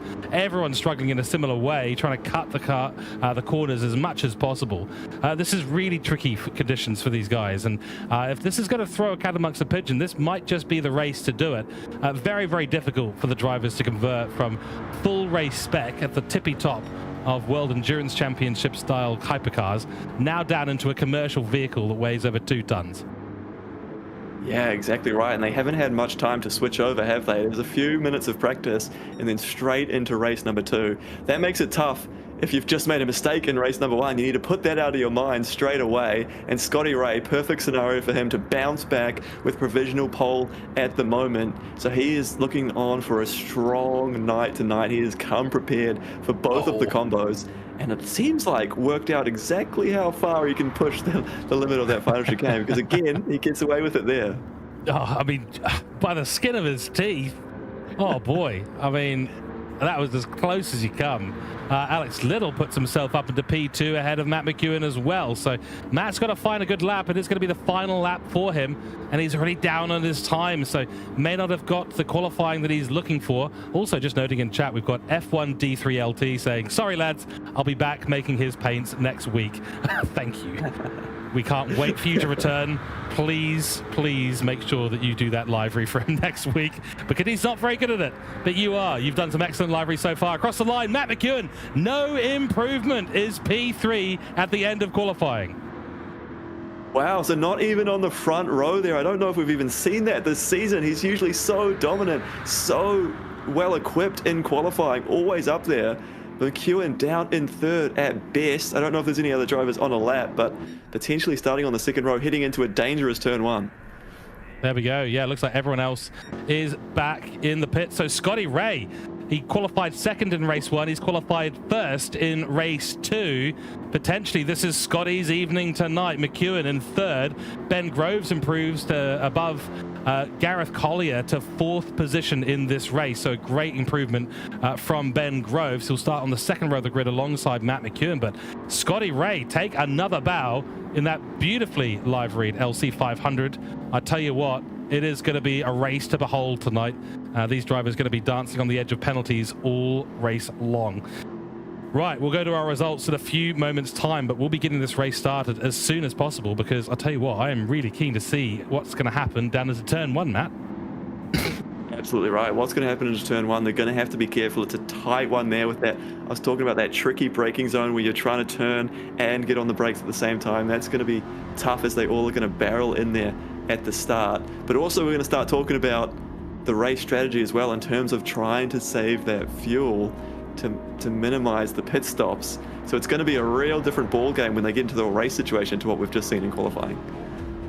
Yeah, so what is the strategy here? I mean, they're forced to use the sports medium, so there's no question about the strategy. Really, this is all about your pace and all about your ability to avoid those penalties and drive cleanly. So down into turn one, I mean, they're inevitably going to be 3 wide, let's be honest. It's going to happen. So anyway, let's have a think about that while we look at our results. Scotty Ray will start at the top spot with a 156.950. Alex Little, the good qualifying from him as well, puts himself 57 thousandths of a second above Matt McEwen, who wasn't able to hook up the lap that he wanted. So third and fourth will be McEwen and Ben Groves, and it'll be Gareth Collier and Simon Bishop lining up on the third row of the grid. It'll be Amit Biswas with one of his better qualifyings of the season so far, alongside Big Head Ted on the fourth row of the grid. Then it'll be Lewis Atkinson and Scar on the fifth row. Crimson and Clam Fever will round out the grid in P11 and P12. Unfortunately, we do have to report that Tom England has been unable to continue tonight's racing, so he will return for round 5, and we look forward to seeing him back there for that. In the meantime, Matt, the question's back to you. What are we going to see out there today? Yeah, well, actually, one of the things I noticed in qualifying, obviously a great result from Scotty and Alex, but Reese, who's usually so good in the road cars, down in 8th position in qualifying, so he's a little bit out of position. I wonder if we might see him move forward during the race, much like we saw Dive Cable in race number 1. But certainly it's going to be a case of trying to get through lap 1, the tight section that they're going to be heading into straight off the bat, into those chicanes, the big braking zones. Going to have to be careful there for them all to get through. And then once that's through, settle into your rhythm and try and save fuel, really. Tuck into behind the car in front of you and see what you can do about going as long as you can in this race, because we're expecting they're going to need one pit stop for to get onto those fuel, to change fuel, or they might need 2 depending on how hard they push it. Yeah, exactly right. And of course, we'll be keeping a very close eye on what happens with people's tires. We'll see you out there on track in a few moments' time. Well, here we go. Daytona, 16 laps ahead of us. This will be the end of the beginning of the second half. 5 lights are on for the series, and away we go. It's a decent launch for some, a little bit hard to tell. I think that is Simon Bishop with a mega launch. Big Head Ted trying to get up on the inside as well, but he's not going to be able to. Scotty Ray leads us away into turn 1. They're already 3 by 3 as Alex Little, Bishop and McEwen all go side by side. It is Bishop who's on the inside line, does make contact though, and oh, it's messy through turn 1. It's what we expected. Scotty Ray still in the lead with Matt McEwen right behind him, and then Lewis Atkinson manages to find himself up in P3. Great effort there. Little and Bishop now going side by side, the orange KFC liveried car with Simon Bishop's face slapped all over it, trying the inside line as the horns begin. We expected to see this and hear this. Dive Cable trying now to basically time his overtake. He might be able to launch it down into turn 6. Not really able to. A little bit of contact between the two as Bishop is still side by side with Alex Little. That leaves the top 3 starting to run away with it. But I tell you what, Scotty Ray, he is leading the race, and McEwen right on his tail as we now barrel onto the oval section for the first time. Brilliant start for Scotty Ray. This is exactly what he wants, as there was chaos once again in the back of the pack. Off the line, McEwen got a bit boxed in there. He actually got a good jump, but he had nowhere to go. But as they headed down to turn 1, it meant he was on the inside line, and I think all those drivers on the inside managed to do well. Out on the outside, Simon Bishop pushed wide, and that ended up being not the position you want to be in. So they've lost position going around the outside of turn 1, and now having to try and recover from that. Early doors, though, Scotty Ray looking strong out in front. Great to see. He's still got the pace, and he showed it in qualified P1. Used the slipstream very, very effectively.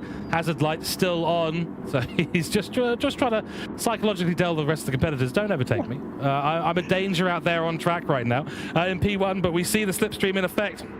And this could be over very soon. Well, certainly he will be back into P2 or P3 as a result of this. There goes Lewis Atkinson, though, on Matt McEwen as they pass the start-finish line for the first time onto lap 2 now with Lewis. He's leapfrogged them all. What a run from Lewis, but he's on the outside line into the braking zone, so Scotty Ray will naturally have the advantage. Does manage to get it parked on the apex beautifully, so that's going to be a defense from him, but Lewis gets a good run out of turn 1. Turn 2, he's got, or turn 3 I should say, he's got an opportunity, but Scotty Ray goes defensive. It's a smart thing to do, playing it smart. Lewis, who has been so strong in the past, number 2 on the side of his car. He was runner-up in the previous running. He's been so strong, but this year he's been a bit hit and miss. He's had a few races where he's been sort of in the midfield. He's been low and down. He actually qualified down in 9th already, up to 2nd. He's looking so strong in the race trim in this Lexus.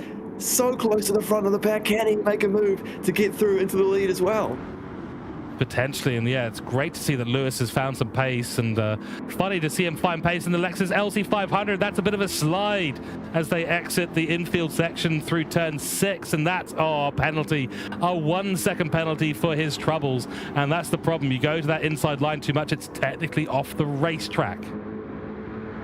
Oh, that is pain, because look how close everyone is behind him. 1 second is going to cost him so much track position this early in the race.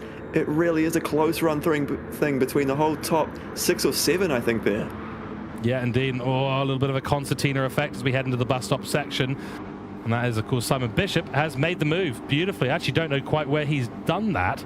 Don't think it was into the braking zone. Maybe it was into the braking zone of the bus stop chicane there, but Simon Bishop elevates himself into 3rd position every time I look at that livery. I just start to chuckle. Very detrimental to my commentating ability, turned out. Lewis going for the move, but unfortunately the 1-second penalty is going to serve it right now, and there we go. That's 1 position. There's 2. There's going to be 3, potentially 4 as Dive Cable finds his way up to the rear bumper. Dive Cable going for the inside line. Oh, a little bit of contact into the braking zone. Dive Cable so keen to get that maneuver, brings Alex Little into the conversation. Wow, and Lewis Atkinson is very, very wide there, so he'll lose those positions anyway, unfortunately.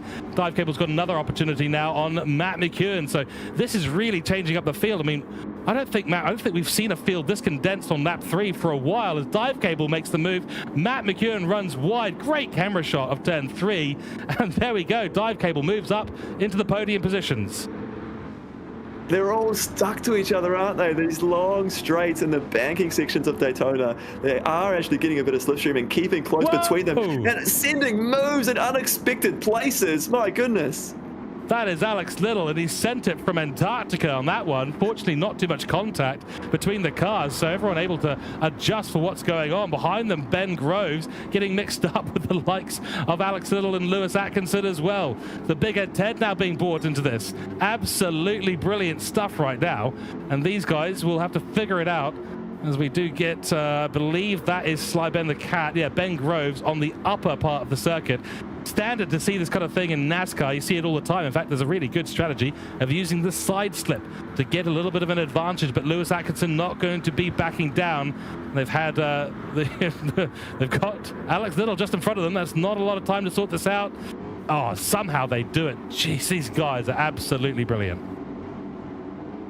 One of the stories developing at the moment as well, as we are on lap 3, we're starting to get a picture of it, the fuel situation. So McEwen, one of the drivers who's trying to save the most fuel, and Alex Little actually is another driver. We saw it in the previous race, and we've seen it a few times this season, quite adept at saving fuel. So those two have got the most. It seems that Simon Bishop is the one who's going for it the most. He's using the most fuel, and he's used it to get to the front of the pack. So I think that's a bit of a factor in the speed difference, is how aggressive they're being on the loud pedal.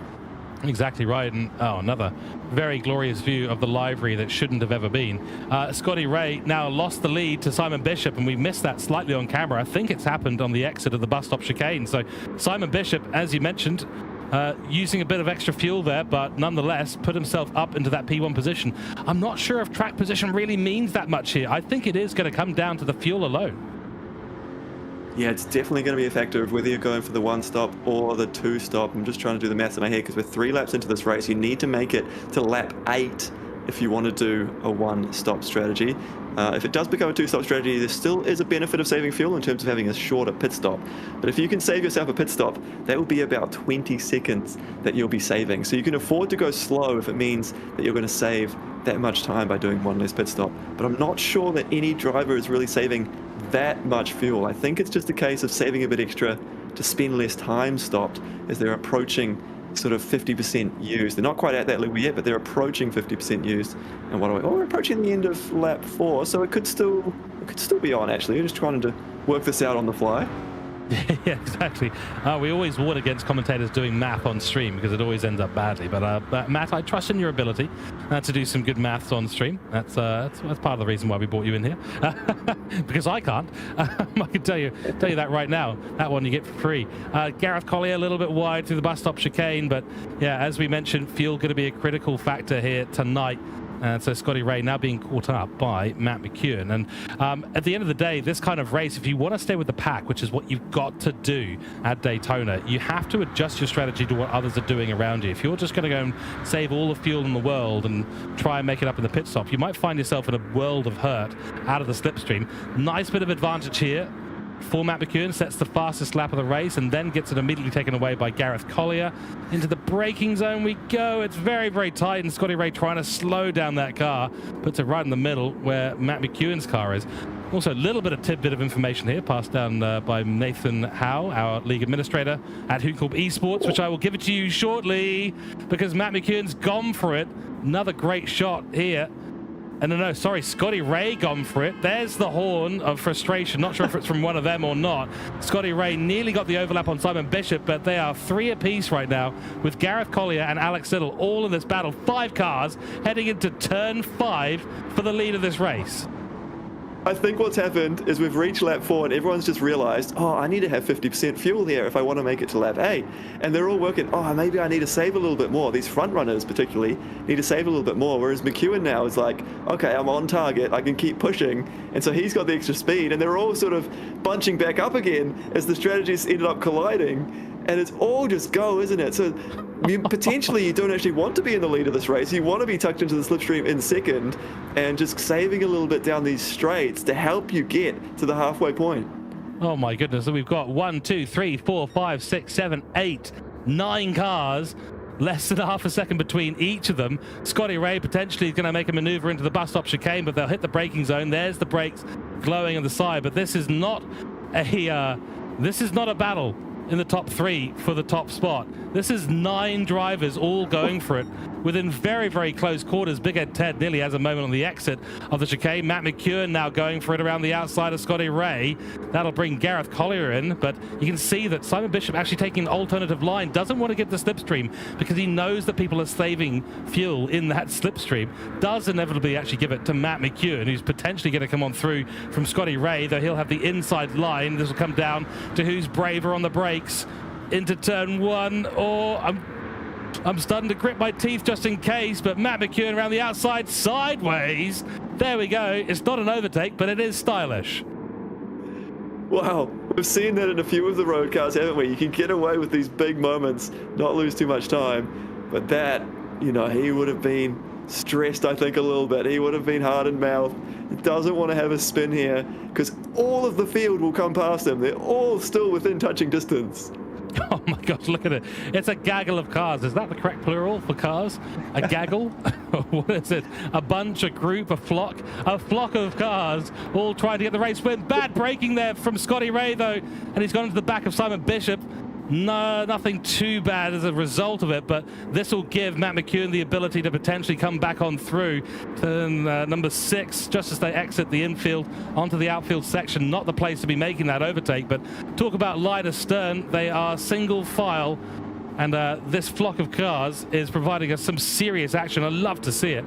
And finally, I can actually now get back to the little tidbit of information that I wanted to give out earlier on. So Nathan Howe, our league administrator, pops into chat. McEwen's livery, so look at that, the yellow, red, and grey one, appeared in a Need for Speed 2015 trailer and then never appeared again as he reaches P1.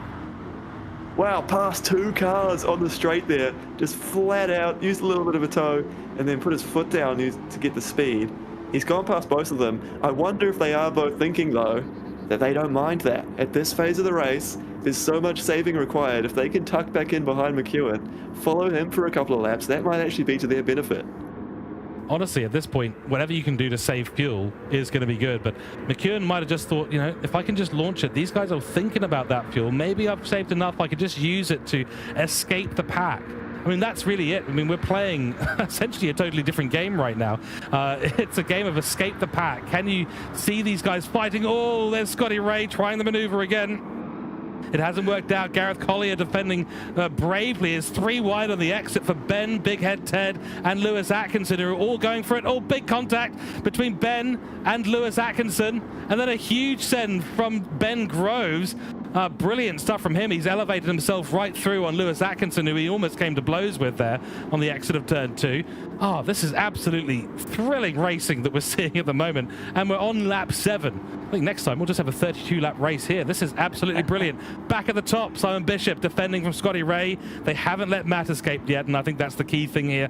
Do not let anyone escape at the top of the field. If you do, you're gonna be in trouble. Oh man, just the back of that shot again, the Hooncorp cars were getting quite loose. Certainly, this is the critical part here. You need to be within touching distance on the exit. As Simon gets a little bit wide on the exit there, that's going to be Scotty up the inside. But this is where you've got to have the touching distance, and he's lost time as a result of that mistake. So 0.8 the gap, and that's going to cost him. He's not going to be able to just sit and save fuel. You want to be tucked right under the bumper of the car in front so that you can lift off the gas a little bit and not have so much accelerator on, not use so much fuel down the straight. That's the theory. But when you're that far back, he's going to have to put the foot down and try and just close the gap down the straight instead. Exactly, and the worry here is that Scotty and Simon Bishop fighting too hard for this position. They should really be looking at maybe doing a bump draft. If they let Matt McEwen escape now, there's going to be all sorts of trouble for them in the race. They're not going to have that slipstream, and the front of the pack essentially becomes Simon Bishop. That is not the situation they need to be in. They need to start working together. For those of you who are familiar with NASCAR and oval racing, it is not about who is in first position when it gets to the end of the race. It's about the distance between P1 and yourself, and you've got to be right there to have a chance to win it. So for these guys here, if they end up fighting, if they end up squabbling over the P2, P3 positions, that's pretty much where they're set to finish. And this is the critical lap now. We've reached lap 8, so who has got enough fuel in the tank to continue to keep pushing on this lap? Who is going to be just maximum saving to try and make it to the pit stops? It looks like they should all be in a reasonably similar position here to try and get through the lap. They'll still be saving as regular, but it's McEwen looking the strongest with that little bit of a gap he's got over the rest of the field. Exactly. They've all just passed underneath 10% in fuel now, so we're going to be talking about a couple of litres difference at most. So 7 litres a second is the refueling rate, so you can save yourself a second in the pits if you've got 7 litres more than one of your competitors.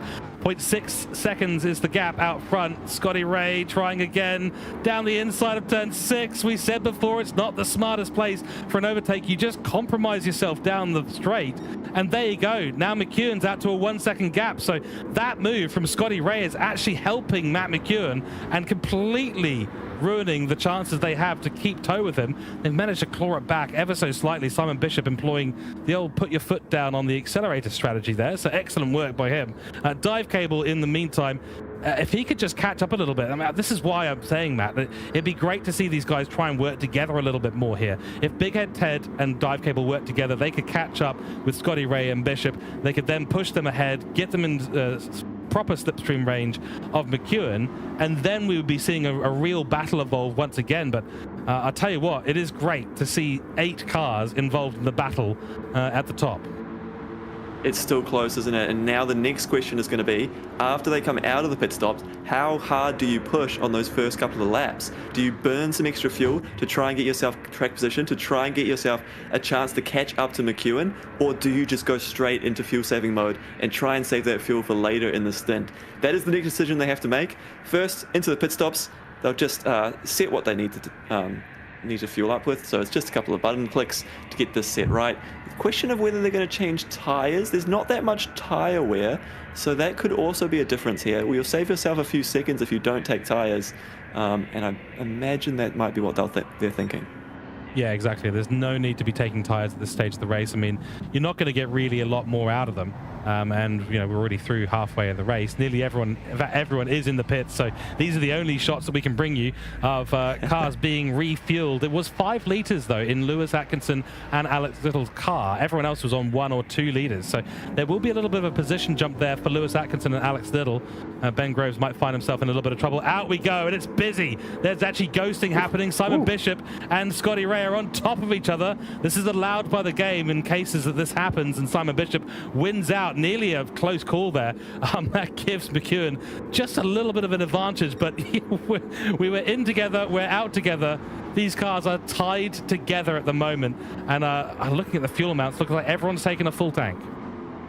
I think Lewis, who came in with 5 liters, he put 98 liters in, so he came out with a couple liters less. He was trying to jump people in the pit stop. He's found himself in the 6th position as a result, and I think Big Head Ted actually lost a couple of positions in that pit stop phase. So certainly that little bit of extra saving has made a bit of a difference, and now we're getting to see the question of, are they going to push on this outlap to try and close the gap? Are they willing to burn a bit of extra fuel now and try and recoup it later? And I think the answer might be yes, because they're close enough that they can catch up to McEwen here if they do this right.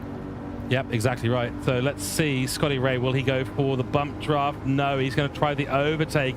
I really don't think this is serving him as well as he might think. The position doesn't matter as much as how close you are to P1. That's going to compromise Simon Bishop. It's going to compromise himself. It's going to bring Gareth Collier into it. Although the gap at the front, McEwen didn't have a good run through that bus stop chicane. So at the moment, no escape for our leader in Matt McEwen. You bear in mind, got a bit of a lucky break in race 1 after Scotty Ray unfortunately put his GR010 into the wall. And while we're in this little bit of a lull period after the pit stops, well, actually, we're coming up to turn 1, so the lull's about to end. So we'll talk about that later. Oh my goodness, there's a little bit of contact.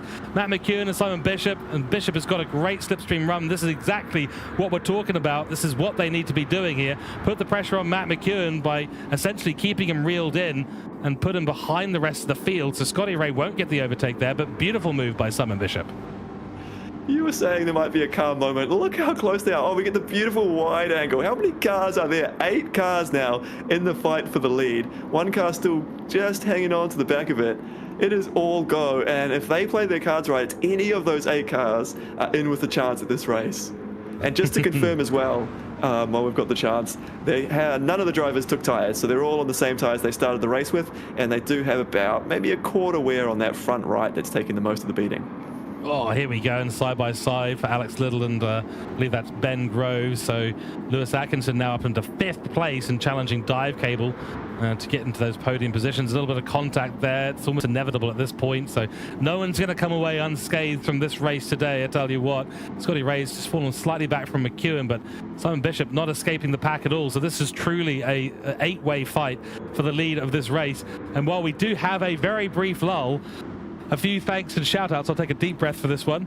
Of course, you are watching the GT New Zealand Championship here on NZ Sim Racing TV. Go and check us out on Facebook, and of course, give us a like and subscribe on YouTube for all your racing action, and many communities and leagues out there associated with the New Zealand Sim Racing Collective, who have been putting on this event, sponsored by New Zealand Esports and of course Toyota GAZOO Racing New Zealand. In the background, we have of course Hooncorp E-Sports administrating, and TrackSpotTV bringing you the live broadcast alongside Hectic Motorsport. It's been a fantastic start to the second half of this season as we head to round 4. 6 rounds in total, and the chaos, it looks like, has only just begun. The bump drafting, finally we see it from Matt McEwen. This is the smart move, and he'll be frustrated that Scotty Ray's trying an overtake. Well, McEwen's sitting there, and he has saved a couple of extra liters compared to these other drivers around him at the moment. So will he just be banking that to burn it later? Just got to stay at the pointy end, but so long as he's in the front few, he might be able to use that later to get past and get through. Indeed, into turn 3 he goes. Scotty going to dive it up the inside on Simon Bishop, runs them both wide on the apex. Scotty Ray will take the lead of this race, and he's away again. This is the second time today that we have seen him on the top spot. And this time, it may not be quite as easy for him to build the gap that we saw him build in race 1. Matt McEwen, at the moment, I think just taking a cautious approach. Lewis has overtaken Gareth Collier and is now making the move on Matt McEwen. So this is the trouble with trying to save those extra liters of fuel or be consistent or conservative on the tires. You get forced down the field. Matt McEwen, 4th position. There's a move in the background. Ben Groves wants to get involved in it with Alex Little. Not able to do so this time out, but Scotty Ray leads from Simon Bishop, from Lewis Atkinson up into the podium positions. What a drive to be there from 9th on the grid. He has been playing this one beautifully, saving a lot of fuel in that first stint, just tucked down in the midfield, and now maybe reaping the benefits of that as he continues to push forward into the podium positions. And the question's still open. Who's going to be at the front at the end of this one? 5 laps to go. I'm not sure we have an answer yet. Oh dear. I think that might be a penalty for Lewis Atkinson. He was very wide on the exit of the bus stop chicane. Oh, he is so lucky to have not picked up a penalty. You saw he was basically running off the apex. So well done from him. And 2-minute flat, 0.099 was his last lap. So good lap times, good consistent lap times as well. It's all up in the air, and we've got 5 laps to go at the end of this one. Coming across the race finish line now, and Matt McEwen wants to begin his charge back to the top of the field.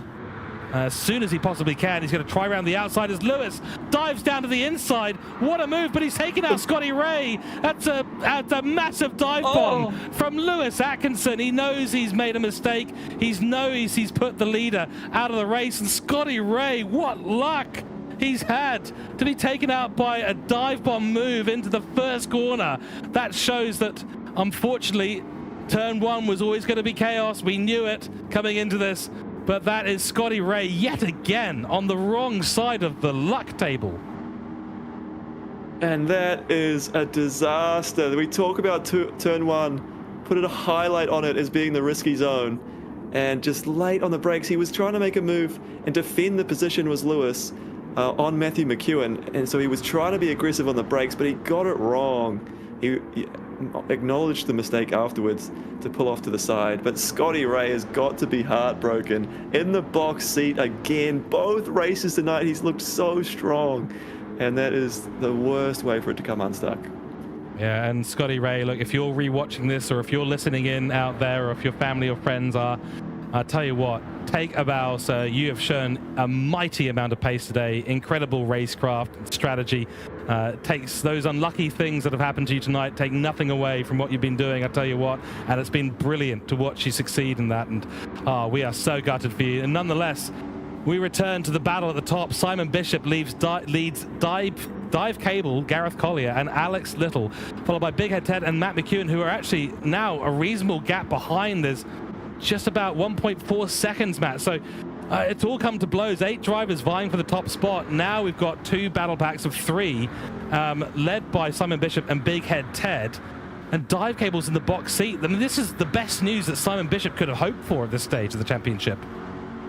This has shaken up the order. That has been a big change. So Simon now actually has slightly more fuel than the 2 cars behind him. They've got a bit of a gap, as you were saying, down to 4th as McEwen aggressive to try and get past Big Head Ted.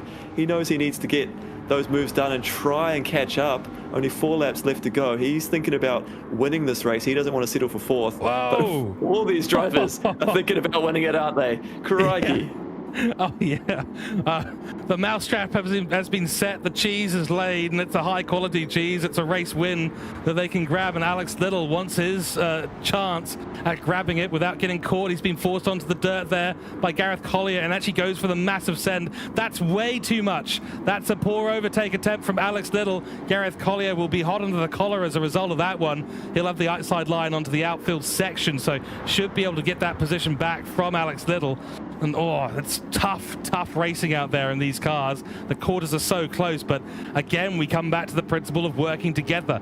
If they had worked together, they'd be still with Simon Bishop, but now they've got Matt McEwen, so the pack is reforming. Matt McEwen's looking like he's needing to get himself a couple of overtakes, opting to work together with Gareth Collier. That's the smart thing to do. Sly Ben the Cat, so Ben Groves is actually now back in this fight as well, along with Big Head Ted. So we're reforming a bit of a battle pack at the moment, but look at that, 1.8 seconds out the gap is the gap out front for Simon Bishop, led by Dive Cable, Alex Little, and a resurgent Matt McEwen, who's looking at that and going, I do not want my nearest competitor in the championship standings getting a decent handful of points after this race. And it's going to be difficult though, isn't it? Sitting in 4th at the moment and with that gap to overcome. I'm not sure who you'd rather be, whether you want to be in this pack, working together, having a slipstream, as McEwen again doesn't have any option. He doesn't have a way through, or is he going to squeeze his way down the middle? McEwen! Oh, there we go. McEwen in the middle, into the braking zone. Nothing Gareth Collier or Alex Little can do about that one. He'll have the apex, and it's his, the position 2 for 1 deal. for Matt McEwen. That is brilliant racing from him, and all the cars behind completely out of shape, trying to figure out what on earth has just happened to them. Slide Ben is going to go for the move down the inside on Gareth Collier as well, but he's kind of overshot it, so that forces Gareth Collier out wide. And this is what we're talking about. The vultures are circling well and truly here at Daytona. 3 laps to go. 3 more times we will pass through this part of the circuit. Simon Bishop, 1.7 seconds the gap, and increasing at this stage as McEwen now needs to find a way to keep away from Ben Groves and Gareth Collier, who are coming up right behind him. Oh, Daytona has provided. Oh, hectic moment contender right there. In between the 2 cars, down into the braking zone. Last on the brakes, gets the position. And it was critical too. Look how many car lengths he's pulled out, has McEwen, ahead of those cars he was battling earlier in the lap, or in the previous lap in fact. He's already gained a gap over them, and now it's a straight fight between him and Simon Bishop. Neither of them have the slipstream to contend with, but they both have fuel to try and manage to the end of this race. How can they make the most of the speed around this circuit while trying to manage that fuel to get to the end? And I'll tell you what, don't count out Ben Groves right now. He's not in the same fuel situation as McEwen right now, but he is moving quickly, in that gap only 0.2 of a second, so there will be some contention for second place. Excuse me, for Ben Groves. I'll tell you what, this race has got itself lodged in my throat because I'm starting to struggle with my words at the moment. A little bit of a bump draft there from Ben Groves. It's a sensible thing to do, heading down to turn 1. Will there be another send? No. Looks like at this point they're going to play it sensible. 1.7 seconds. Oh, there is going to be a send. There it is, and he's overshot it by a mile. Ben Groves has tried. He's failed at doing it, and Matt McEwen will survive yet again. She was caught up in the previous send by Lewis Atkinson, so at the moment, Hooncorp cars in turn 1 is a bit of a send zone. We'll see if any other cars, any other live-read cars will do the same, but Gareth Collier now retakes P3, Matt. I'm out of breath. He left it late, sprung the surprise, didn't work out though, too deep, and that's the awareness of McEwen though, isn't it? Even when it is a surprise last minute like that, he's able to see it, spot it, and react to it in time to get the exit he needed to get the spot back. So McEwen, he's a tough to beat, but right now, Simon Bishop in a strong position to do it. Can he be the one to close out this race from the lead? He can't afford to make any mistakes on these final 2 laps. It's a critical few kilometers left to go in this race. Oh, good exit for Collier. Puts the turn signal on, or the hazard lights on. One of them's out at the back, so I think the police will be hitting him up about that one. You're not allowed to have lights that don't work on the rear of your car. Ben Groves going to be taking the inside line. Might be a send on Gareth Collier into turn 1, hopefully for him a more successful one. Then I saw Big Head Ted as well getting very, very loose on the exit of 6. So into the bus stop chicane we go. Close quarters between these 4 drivers. That's Matt McEwen, that's Gareth Collier, and then the rest. And back there, that is going to be Amit Biswas, who's managed to survive all this. Where is Scotty Ray? Yeah, Scotty Ray unfortunately is well down the pack, as is the rest of them. So Lewis Atkinson and Clam Fever are way off the pace on this one now. They are right at the back of the grid. 2.4 second gap coming onto the final lap of this race. Simon Bishop is looking like the contender who's going to take some points away from McEwen. He would have loved to see McEwen be finishing a lot further down the field. At the moment, it doesn't look like that's going to be the case. No, McEwen has had a strong one, hasn't he? He's had to battle against it. Got a little bit tangled up with that drama at turn 1. It cost him some time, but he continues to fight back. He continues to charge on as ever and has pace, but on the last lap, it might not be enough to close the gap. Yep, indeed. Another slightly passive attempt there by Ben Groves, trying to throw Gareth Collier off his racing line so far. Unsuccessful. Another opportunity coming up into turn 5. Hard braking zone, this one. Nope, going to play it sensible. And to be honest, at this point, you really want to be looking at where do you line up the car for this last oval section. Nail the bus stop chicane, get a good exit. That's where you're going to get the overspeed. If you can go for the side slipstream around that final oval section, then you're in a good spot. Bad run for Gareth Collier onto the oval section. So this is what Sly Ben has been looking for. Alex Little in behind with Big Ed Ted in tow. It's going to be potentially an overtake here. And remember, this is for the final podium position. This is the 3rd place in this race. Race 2 of round 4 here on the 3rd of August for the GT New Zealand Championship. It's all go. Alex Little going for the move. He's blocked by Ben Groves. That's a bit of an interesting maneuver there to try and block, and Alex Little had the overspeed but has to now back out of it. Into the bus stop chicane we go for the final time in this race. Gareth Collier holding on to the top position as much as possible. 4 in sequence, and we go around.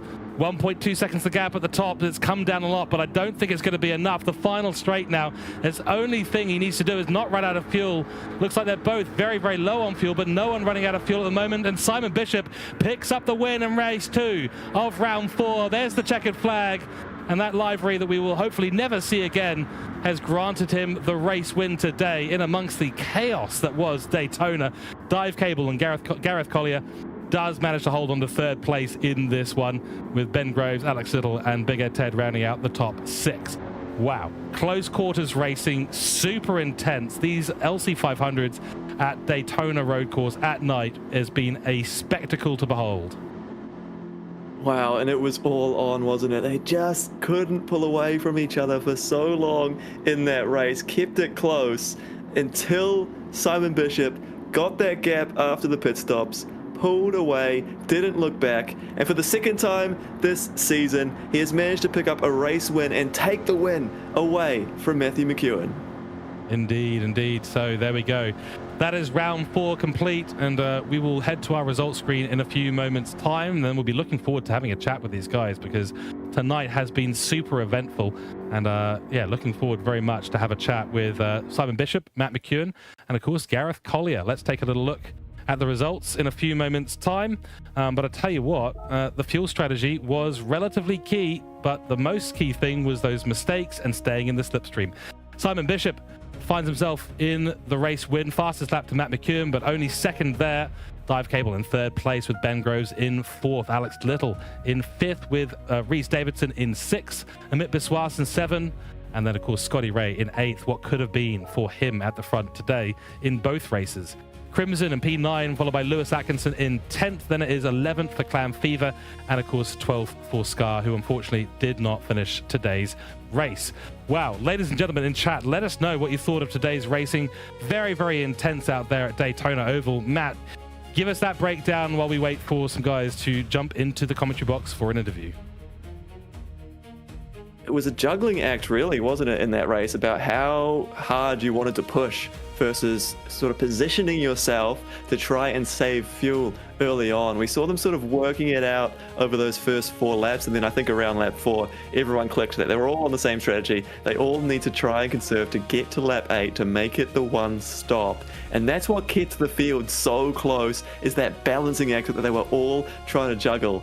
In the end, it was Simon Bishop who managed it the most, but it was partly because of that big drama down at turn number 1. Lewis and Scotty coming together, unraveled there for Scotty, unfortunately, and that sort of spread the field out a little bit and changed the dynamic in the race for the second half of that race. And in the end, Simon Bishop ahead of McEwen. They managed it nicely. McEwen had a few overtakes thrown his way. Everyone was certainly aggressive trying to get past him, but he continued to fight on and didn't let it phase him, as he never does. Indeed, and it looks like we have Simon Bishop waiting for an interview, so we'll drag him in now, and we'll see you over there for the interview. Simon, welcome into the commentary box. It is great to have you in here, and congratulations on the race 2 win. How are you feeling after that? Very much a high and low evening. The first race, not so good. Second race, can't believe it. Can you guys believe it? I've done no practice for that. Oh, okay. Well, we couldn't believe what we were seeing on screen. It was entertainment everywhere. There was 9 cars battling for the top spot. There was the incident, so to speak, down into turn 1 that you narrowly avoided. Were you expecting chaos at a race like this today? I sort of was and wasn't. Like, I heard Lewis coming because I've been trialing using the roof cam, so I don't have any radar at all. But I heard a lot of tire squeals, and I was like, uh-oh. And I kind of pulled right a bit, and sure enough, Lewis went flying through. And so it was a bit unfortunate for Scotty. He had a hard night, particularly considering I was being a real pain in his ass in that first half.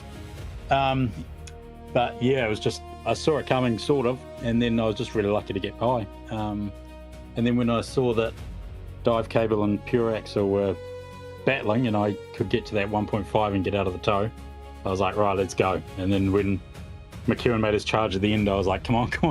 But we made it, so it was good. So talk to us a little bit about that fuel strategy. I mean, I can already see the comments going off in the general discussion of the events channel. Talk to us a little bit about that fuel saving. What was the key strategy today for getting that? Was it the slipstream? Was it holding back? We saw you go for that early overtake on Matt McEwen, which really threw him to the vultures behind, which seemed to be great initially, but then he had the overspeed. He had a little bit of a fuel advantage as well. It sort of went back and forth a lot. Yeah, you're right. It did. I got an amazing start off the grid. It would be like the best one I've ever done. I almost made it 6th to 1st. That was a great start. And then I told Matt before the race that I wasn't going to bother with any of this fuel saving malarkey. And what I didn't realise is that the race was 4 laps longer than I thought. So eventually I had to go back into the fuel saving. But once I got the track position, I kind of knew that was okay because I could sort of dictate the pace if I just was slow in all the bits where they couldn't pass me and fast enough in the bits they could. And then I kind of felt like when I got into the pits that all these guys were going to have like 10 litres more than me and they were going to disappear up the road and I was just going to be sad and lonely, but then it just didn't pan out that way. So it was pretty good. I came out literally inside Scott, as you would have seen, and then got lucky to get back into 2nd, and then yeah, I knew Matt would be pretty quick and I knew that those guys had speed over me, so I had to do something different and worked out. Indeed. So I'm going to give you to Matt Smith here for a question, and then I'll be back with you. Yeah, well done. Congrats obviously on the win there, Simon. That was great. And 2nd place in the first race, also a strong result. I was just having a look at my notes. You did pick up a couple of penalties in race number 1, if we're rewinding to Le Mans. What happened there? Was it just a couple of mistakes that you were making, running wide in a couple of those corners? Well, it started in qualifying when I messed that up. I was pretty grumpy about that. And then I got flicked into the sand, and then the game gave me a penalty for going into the sand, which did not make me very happy. And then I was just kind of like driving like a grumpy old man for the rest of it. Just like, right, I'm just going to go for it. And then it kind of, I'd resign myself to 3rd, and then Scotty obviously had his unfortunate spin, and then Matt lost time somehow, and I was like, hang on, I'm back in this, but that's sort of a what could have been. But yeah, I was pretty grumpy about the penalties. But I'm sure I wasn't the only one. You certainly were not the only one, that is for sure. So as we head into the second half of the season, well, now we're 1 race in, 2 races remaining. Obviously, you've clawed back a few points in that 2nd race tonight. You know, we talked to you, I think it was last round, a little bit about the championship and how you're feeling in it. Does this give you that extra motivation, that little wind in your sails that you might need to push forward in the championship and really start to push Matt under pressure? To some degree, yeah. Matt will be hard to beat, as he always is. I felt like I probably could have got him in both, well, in the first race certainly, and then the 2nd race obviously had no idea. But we'll see how we go. I can only control how fast I can go. I can't really control how fast he goes, so we'll just carry on. And we had a good battle in the first race too, so I actually really enjoyed that. I hope you guys saw it on the stream when we were side by side in the Toyotas, which was pretty cool. So that's the sort of stuff that I enjoy, and so we'll just see how it goes, I think. Absolutely, and we did definitely catch that. It was a very, very skillful moment of racing from both of you guys. And to round things out, before we let you go, your livery is going to be fixed for next round, yes? What was that? Your livery is going to be fixed and slightly better for next round, I hear? Yeah, could you tell that I did them this week? Yes, we could. Yeah. Yeah, we'll see. I don't know, maybe it's good luck to have my face plastered all over them. I bet Scotty's going to have nightmares of my KFC face because he would have seen the entire thing for that first stint. But yeah, we'll see. Awesome. All right, mate. Well, again, congratulations on the win tonight. Fantastic work, and we'll hope to see you back in the interview box next round in round 5. Hope so too. Always a pleasure.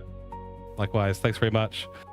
All right, that was Simon Bishop, ladies and gentlemen, wins in race 2 and 2nd in race 1. Now we're going to bring in Gareth Collier for our next interview, so let's drag him in here. Gareth, welcome in to the commentary box, mate. Great to have you in here. First of all, tell us a little bit about that race 2, the Lexuses at Daytona. That was wild. That was pretty hectic, eh?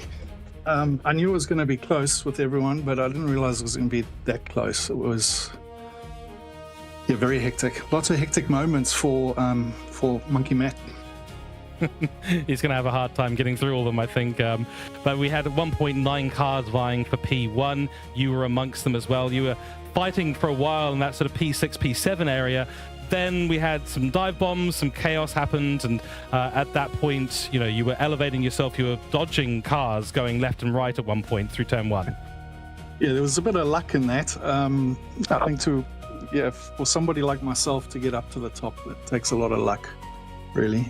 Pretty stoked that I managed to get through it. I'm sure Lewis probably feels quite bad.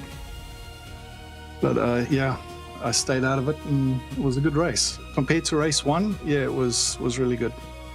Exactly right. And the GR010s, they're tricky cars to drive on the best of days. Then you take them to Le Mans, where small mistakes have big impacts. Was that your feeling through that first race? Every time you race, it's good if you learn something. And I learned that the race ending of 1 minute 20 was actually for the race end, not for the qualifying. So when I was just under 2 minutes to complete the last lap, I knew that I couldn't get there in 3 minutes and 20 seconds, so I skipped out. But then when it finished and then there was another 3 minutes, I was like, I pretty much lost out. So it's okay. Learning day. Learning is good. Yeah, learning is always good, and that's the attitude that everyone's got to take in sim racing and in life, of course, as well. So talk to us a little bit about your expectations for next round. It's going to be a pretty tricky couple of combinations. If I just look at my sheet right here, we've got the Toyota GR Supras at Bathurst, and then we've got the Lexus RCF GR2 cars at Fuji Speedway. You got a preference out of those two? I have not even looked at them, but I'm sure I'll have to do heaps and heaps of testing and practice, not like some of these other jokers that just rock up and and take up all the podium positions. Good fun though. Absolutely right. Well, before we let you go, any shout outs you'd like to make out there, and then we'll go on to our next interview. Scar was actually helping me. He was being a bit of a race spotter there at the end. I've never stayed in a party, particularly how Ted was complaining about a party being disrupting his race pace last time out. So it was pretty good having Scar there telling me, giving me pointers of where everyone was around me. So cheers, Scar. Excellent. Well, we wish you the best for the next round, Gareth. Hopefully we talk to you before the end of the season. And congratulations on tonight's results, mate. Well deserved. Cheers. Thank you. Cheers, everyone. Thank you very much. Bye. Fantastic. And of course, we have one more interview lined up, Matt. It is going to be Matt. So I'll tell you what, Matts can talk to Matts. Can we this week? We can. I'm allowing it. Matt McEwen, welcome in. Commiserations for not getting the win there. You drove well in the second race, but you got the win in race number 1. How would you summarize tonight's action? Oh, well, I'm knackered. It was a long night of racing. Honestly, the vast majority of the first race I spent planning how I was going to word my speech congratulating Scotty on a job well done and a future that looked very, very bright, and still does actually, since he's had such a good run in the series and he's just getting better and better. And I just went through the entire race going, okay, well, I'm never catching that guy. I might as well just focus on not screwing up and letting Simon past. And then he went and killed himself into the wall, and wow, yeah, that's really unfortunate. I feel really bad for him after 2 really bad races, because he just had incredible pace, and for both races to end up like that has got to be absolutely gutting.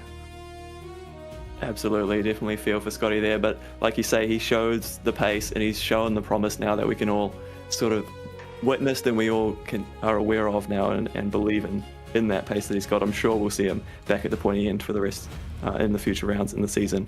But I just want to touch on as well, race number 2. Were you ready for exactly what we saw out there? No, I wasn't.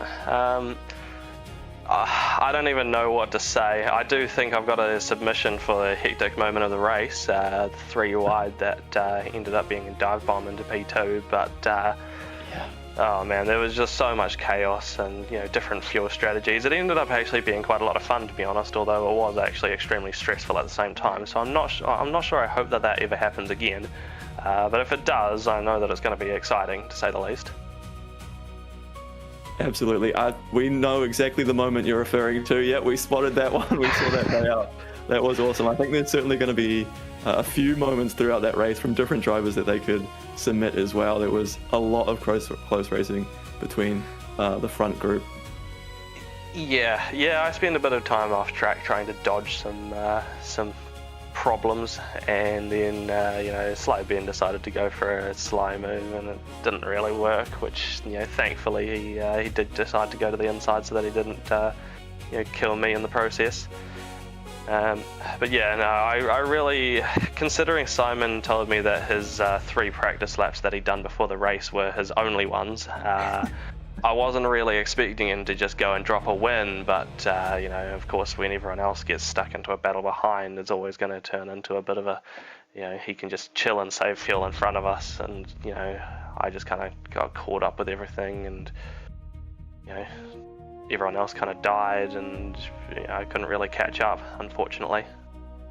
Yeah, it's remarkable. I've learned not to trust maybe Simon's practice comments, because he always shows up and is so quick, so you can't sort of count him out, even if he says he's not done many laps of practice.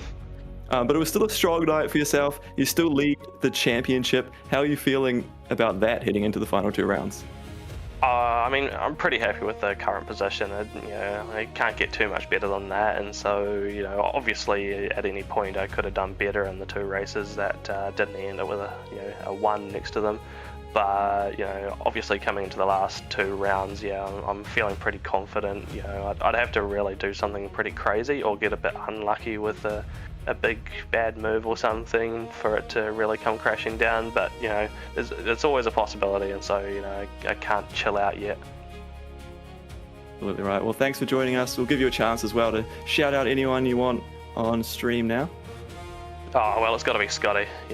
He's just had incredible pace for these 2 races, and if things had gone just a tiny little bit differently, I think that we would have been seeing 2 first places from him, and then we'd actually be going, hold on, what happens next year?